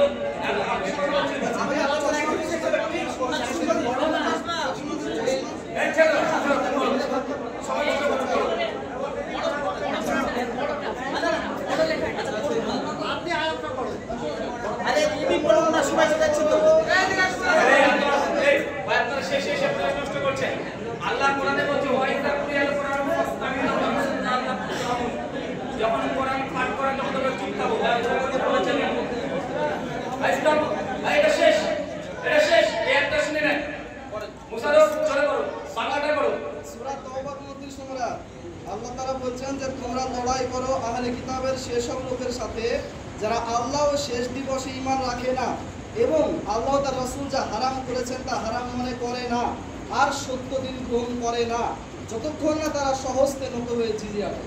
তার মানে আমরা কি বুঝলাম? আল্লাহ বলতে তোমরা তাদের সঙ্গে আহলে কিতাবের সঙ্গে লড়াই করো যতক্ষণ না তারা ঈমান আনে, পরকালে বিশ্বাস করে, ইসলাম গ্রহণ করে, ততক্ষণ পর্যন্ত তাদেরকে লড়াই করো। যতক্ষণ ইসলামে না আসে তাদেরকে জোর করো, যুদ্ধ করো। এবং কি করতে বলছে আল্লাহ? যতক্ষণ জিজিয়া না দিচ্ছে, হয় ইসলাম গ্রহণ কর তাহলে জিজিয়া দে, বা মাথা নত হয়ে থাক, বলে এখন জবরদস্তি হলো কি হলো না। কোন অমুসলিম স্বেচ্ছায় জিজিয়া দেয় না। এটা হচ্ছে আপনার নিজের মতো ব্যাখ্যা, আমার ব্যাখ্যা নয় ভাই, আমি কি ব্যাখ্যা বলেছি? আচ্ছা আপনি ব্যাখ্যা বলেন। ঠিক আছে, আল্লাহ তার রাসূলকে মেনে নেয় না, আল্লাহ তার রাসূলকে মেনে নেয়। আপনি আপনাকে বলছেন এখানে সমস্যা কি জানেন? এর কারণ করতে বলতে তো নিজেরা করবে না। আমি আপনাকে যেটা বলছি, আল্লাহ তার রাসূল আছে কিনা ভালো করে দেখেন, আল্লাহ রাসূল নয়, যারা ইসলাম গ্রহণ করে না এবং জিজিয়া দেয় না তাদের বিরুদ্ধে লড়াই করতে বলছে। বলেন জবরদস্তি আছে না নাই? আল্লাহ তার রাসূল আছে কি? আছে, একটা অংশ হলো আর কিছু নাই। আল্লাহ তার রাসূল মানে কি? আপনি আমাকে লড়াই করো, কতদিন সত্যি কথা আল্লাহ তার রাসূল সেটা শুনেন, আমি চাচ্ছি শুনেন, এই একটা আপনি নিজে পড়ে আমাকে বুঝান তো এবার। আচ্ছা আমি ফর সেক অফ আর্গুমেন্ট 1 সেকেন্ডের জন্য ধরে নিলাম আমি ভুল ব্যাখ্যা করেছি আপনার ভাষা অনুযায়ী। আমি চাচ্ছি যে একটা আপনি নিজেই বাংলা অনুবাদ নষ্ট করে শুনিয়ে দেন। আল্লাহ তার রাসূল ভাই আপনি শোনান, আপনার মুখের কথা আমি কোরআন ডাইরেক্ট আমাকে করে শোনানো হয়েছে। আমাকে ভাই দেখেন এরা কোরআন বলতে চায় না কেন? কোরআন মানেন তো, কোরআন পড়েন না রে ভাই। আরে আমার অসুবিধা আছে চোখে। ভাই ভাই আপনি আরে ভাই আপনি তো হেল্প আছে, আপনার সাথে রাখতে দেন। ভাই তোমাদের সাথে লড়াই ভাই না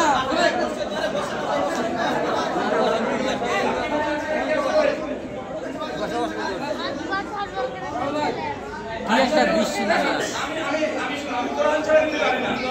যারা তুমি শুধু কোরআনের রিডিং করতে পারি, আর কিছু জানি না। ইতিহাস, জীবন বিজ্ঞান, ভৌত বিজ্ঞান, ইস্তিজা, ফাজালে আমল, মুনতাখাব, কুমারী মুসলিম আওলাদ সব ইহুদি খ্রিস্টানের ষড়যন্ত্র, এগুলো আমি কিছু জানি না। আমি শুধু কোরআনের বাংলা অনুবাদ পেয়েছি, আমি মোটামুটি জানি বুঝি, অত ছাড়া আমি আর কিছু দেখতে পাই না। বিধায় কোরআন থেকে পড়ে আমি এটা আমি বুঝলাম, আমি ঠিক বুঝি তাই ভুল বুঝি। আপনি বলে আর কি? আপনি বলেন কোরআন থেকে আকল দিয়ে, আমি আকল দিয়ে এটাই বুঝলাম। আমার কথা ভুল করেন আপনি কি? আমি আপনার ভুল ধরতে যাব না, আমি বলছি আয়াতটা হ্যাঁ, এবার শোনা, আপনার ভুল ধরেন আমি কি? ভাই আপনি দেখতে পাচ্ছেন না বসে দেন, আপনি দেখতে পাচ্ছেন না বসে দেন। বাকি ভাই আছে না? বাকি ভাই এখন নগদে পড়বে। ভাই আমাদের নগদ পড়ে। আমি আপনাকে সাদা মনে আমি সাদা মন ভাই, আমার সাদা মনে আমার কোনো কাদা নাই। আপনি আগে যা বলেন একটা পড়েন, আগে একটা পড়েন। ভাই পড়া ভাই, বড় না পড়া ভাই আরে ভাই আপনি আরে ভাই থামেন, ফোকাস না, আপনি পড়েন। আমাদের অসম্ভব আয়াতের আপনি ধরছেন এই একটা বিপক্ষে আর কাজ আছে। কেবল তো শুরু রে ভাই, এবার শুরু করতে আমি শুরু করব। আগে 29 নম্বর পড়েন ভাই। আমি ওটা বুঝি না, টেলার দেখছে পিকচার দেখে একটা যাবে ভাই। একটা সমাধান যতক্ষণ না হবে ততদিন পর্যন্ত যাব না। ভাই কোরআন পড়তে হবে না, এক কথা স্বীকার করতে হবে যদি আমরা ভুলে না যাই। 29 নম্বর পড়তে হবে।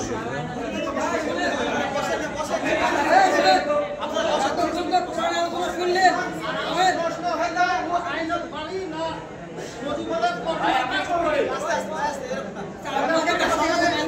ডাউন ডাউন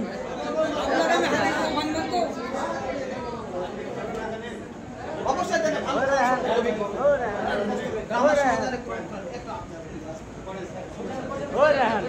আপনি যদি কোরআন বই না জানেন সুযোগ আছে এখানে বাচ্চারা আছে আস্তে আস্তে আজান একটু প্লিজ একটু কোরআন পড়া যদি না জানেন দেখেন যদি না জানেন আর কোরআনের মানে যদি না জানেন এখানে মানুষের নাম আমাদের কই দিতে হবে আস্তে আস্তে প্লিজ এই ছোট ছোট বাচ্চারা যখন আমার করবে আপনি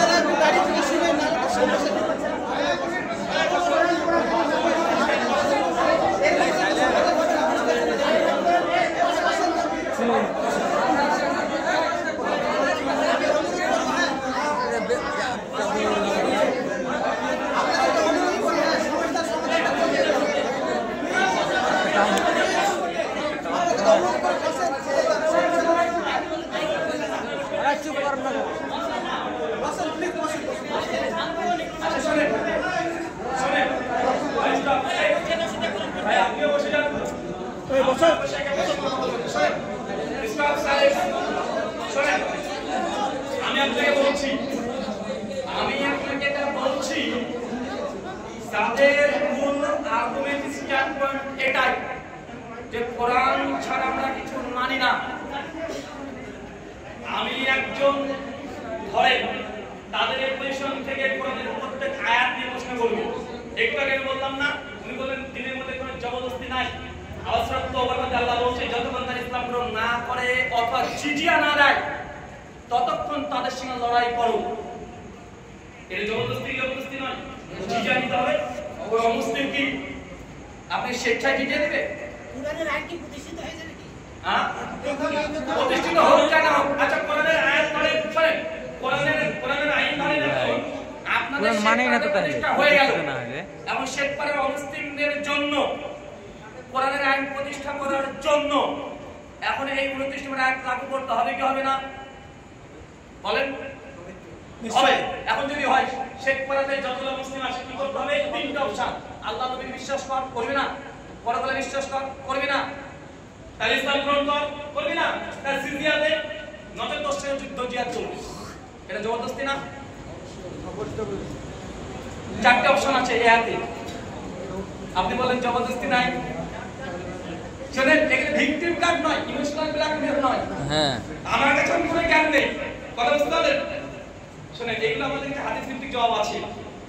আমার এই বিষয়ে একটা ডিবেট দেখে নিলেন। একজন খ্রিস্টান ফাদার নাইমা সরকার, খ্রিস্টান, তিনি কোরআন মাজিদ থেকে এই আয়াতগুলো স্থাপন করে আক্রমণ করেছিল কোরআন মাজিদকে কেন্দ্র করে। তখন পাল্টা জবাব আমি দিয়েছি, আমার ওই আলোচনাতে পেয়ে যাবেন। খ্রিস্টানদের সঙ্গে যতগুলো ডিবেট সবগুলো অ্যান্সার পেয়ে যাবেন আলহামদুলিল্লাহ। কিছুদিন আগে আমার ফেসবুক থেকে 15 মিনিটের একটা আলোচনা আমি আপলোড করেছিলাম কলকাতায় যে খ্রিস্টান পাদ্রীর সঙ্গে ডিবেট, যে 15 মিনিটে 30টা খ্রিস্টানদের কোরআনের প্রতি অভিযোগ খণ্ডন, ওখানে সব খণ্ডন করা আছে এগুলো। কিন্তু যদি বলে কোরআন থেকে বুঝবো, আমি কোরআন থেকে নিব আর কোন জায়গায় নেব না, আকাশ জমিনের জায়গা সব কোরআনেই দেওয়া আছে, তাহলে আপনাকে প্রত্যেক সেকেন্ডে মুখ থুবড়ে ফেলে দিতে পারেন কোরআন থেকে, হাদিস নেব না। আপনি যে কোনো আয়াত তুলেন আমার সামনে, বিসমিল্লাহর বাংলা মানে করতে আপনি পারবেন না ঠিক মতো। আচ্ছা, বিসমিল্লাহির রহমানির রহিম বাংলা মানে বলেন। বিসমিল্লাহির রহমানির রহিম মানে কি বলে? শুরু করছি আমি আল্লাহর নামে। কই আল্লাহর নামে শুরু করলেন না শুরু দিয়ে শুরু করলেন? বিসমিল্লাহির রহমানির রহিম মানে কি বললাম? শুরু করছি আল্লাহর নামে, তিনি অসীম গুণে পরম দয়ালু। কই শুরু তো আল্লাহর নামে নয়, শুরু তো বলে শুরু করলাম শুরু শব্দ দিয়ে। আপনি শুরু করেননি, আপনার অনুবাদের সঙ্গে ভালো একটা পার্থক্য লাগা নিচ্ছে। আচ্ছা, শুরু যে বললেন, আগে তো কোন জুমলাতে শুরু আছে, কোনটাতে শুরু আছে?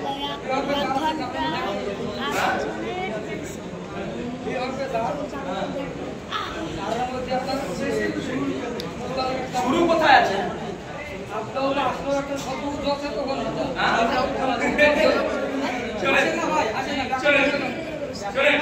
আমি আপনাকে একটা কথা বলি। ব্যাকরণ, আচ্ছা উনি আবার বলছেন না না না না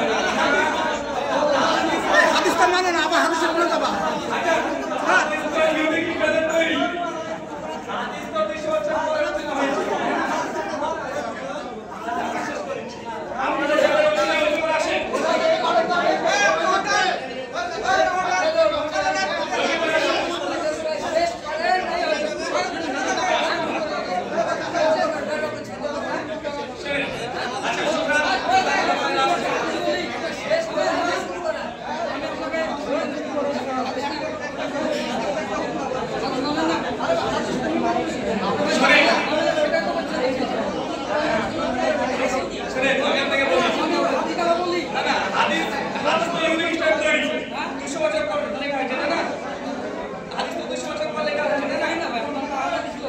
উনি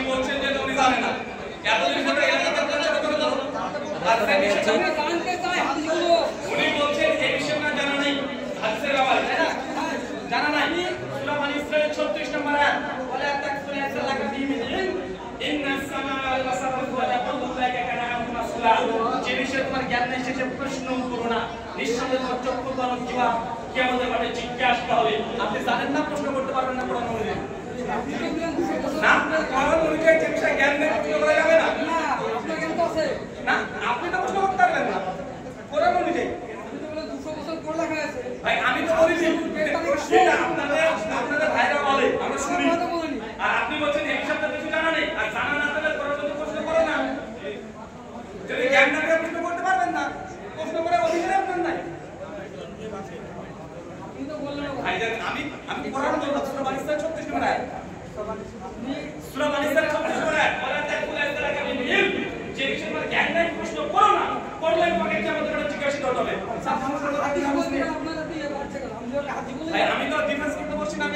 বলেছি, আমার আলোচনা শুরুতে দেখে নিলেন, শুরুতে বলে দিচ্ছি।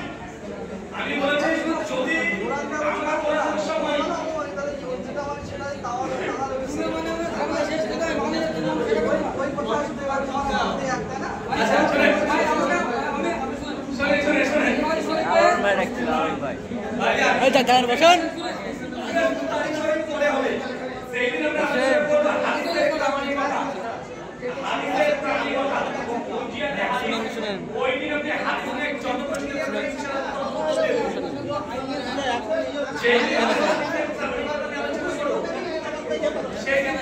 শুনে দেন, শুনে দেন,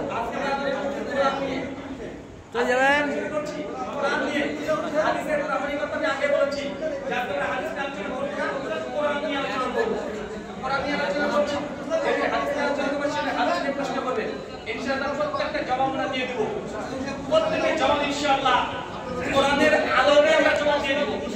আচ্ছা, আপনাকে প্রথম একটা প্রশ্নের উত্তর সেটা ইঙ্গিত দিয়ে দিই।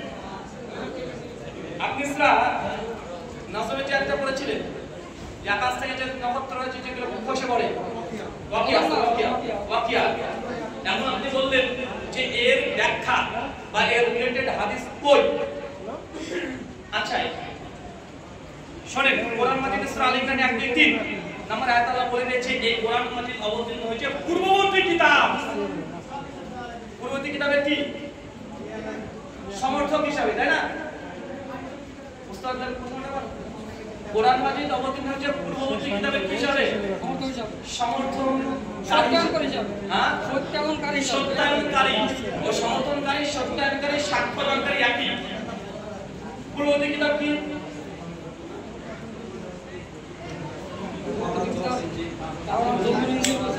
আমি বলছি না, আপনি বলেন। জবুর, ইনজিল এগুলো আমার দাবি হচ্ছে কোরআনেরই অংশ। আপনি যদি বলেন যে না এটা ভিন্ন গ্রন্থ, তাহলে পরে আপনি সূরা আহকাফের 4 নম্বর আয়াতে আল্লাহ বলেছেন যে তোমরা কোরআনের পূর্বে কোনো কিতাব থাকলে তোমরা নিয়ে এসো, তাহলে আপনি সেই কিতাবের নাম বলুন। শুনেন, সুফি ইব্রাহিম কোরআনের মধ্যে আছে না নাই? সুফি ইব্রাহিম আমি তো বলছি যেগুলো ওগুলো তো কোরআনের অংশ। আচ্ছা, সুফি ইব্রাহিম তো কোরআনের অংশ। আপনাকে আমি তার ডাইরেক্ট আমি প্রমাণ দিয়ে দিচ্ছি। তাহলে আমি দলিল দিয়ে দিচ্ছি আপনাকে কোরআন থেকে। সূরা নিসা 157 নম্বর আয়াত আল্লাহ বলছে, মুহাম্মদ সাল্লাল্লাহু আলাইহি ওয়াসাল্লাম কথা লিখেছে ফি তাওরাতি ওয়া ইনজিল, তাদের হাতে, বিআইনিহি, তাদের হাতে যে তাওরাত আর ইনজিল আছে। কোরআন তো কমপ্লিট না, কথা বলেন না? কোরআন তো নাযিল হচ্ছে, আর হচ্ছে বিআইনিহি, তাদের হাতে যে তাওরাত এবং ইনজিল আছে, ওই কিতাবে মুহাম্মদ সাল্লাল্লাহু আলাইহি ওয়াসাল্লাম ভবিষ্যৎবাণী আছে। তার মানে পার্টিকুলার একটা কিতাবের কথা বলছে না, তাওরাত এবং ইনজিল এবং তাদের মানে ইয়াদি মানে হাতের মধ্যে আছে। তো সেই সময় কোরআন মাজিদ তো অবতীর্ণ একটা আয়াত অবতীর্ণ হয়েছে, তার মানে ইউনিক কিতাবের হাতে একটা তাওরাত ইনজিল আলাদা স্বতন্ত্র কিতাব ছিল। মানে কোরআনের পূর্বে তাওরাত ইনজিল ছিল একটা আলাদা কিতাব। হ্যাঁ, তো আপনি কোরআনের একটা অংশ বলছেন কেন? কোরআন তাহলে কাকে দেওয়া হয়েছে? হ্যাঁ, আপনি বলেন, আপনি বলেন।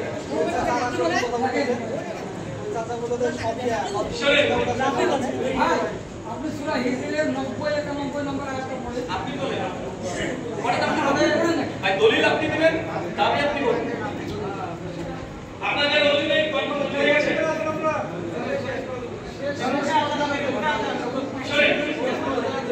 শুনেন, সূরা হিজরের 90 নম্বর 91 নম্বর বাকি তুমি একটা নিয়ে হতে পারে আরেকটা তো করা যাবে না। হোগা একটার পর একটা করে যাবে না আপনাদের। আচ্ছা ঠিক আছে, কমপ্লিট করো।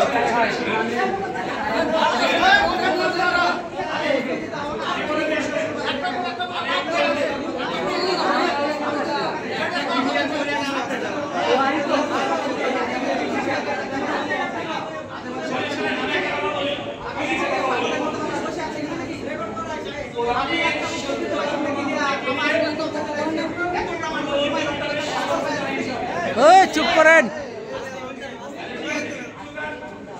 প্রশ্ন উত্তর পর্ব রাখেনি, প্রশ্ন উত্তর পর্ব রাখেনি।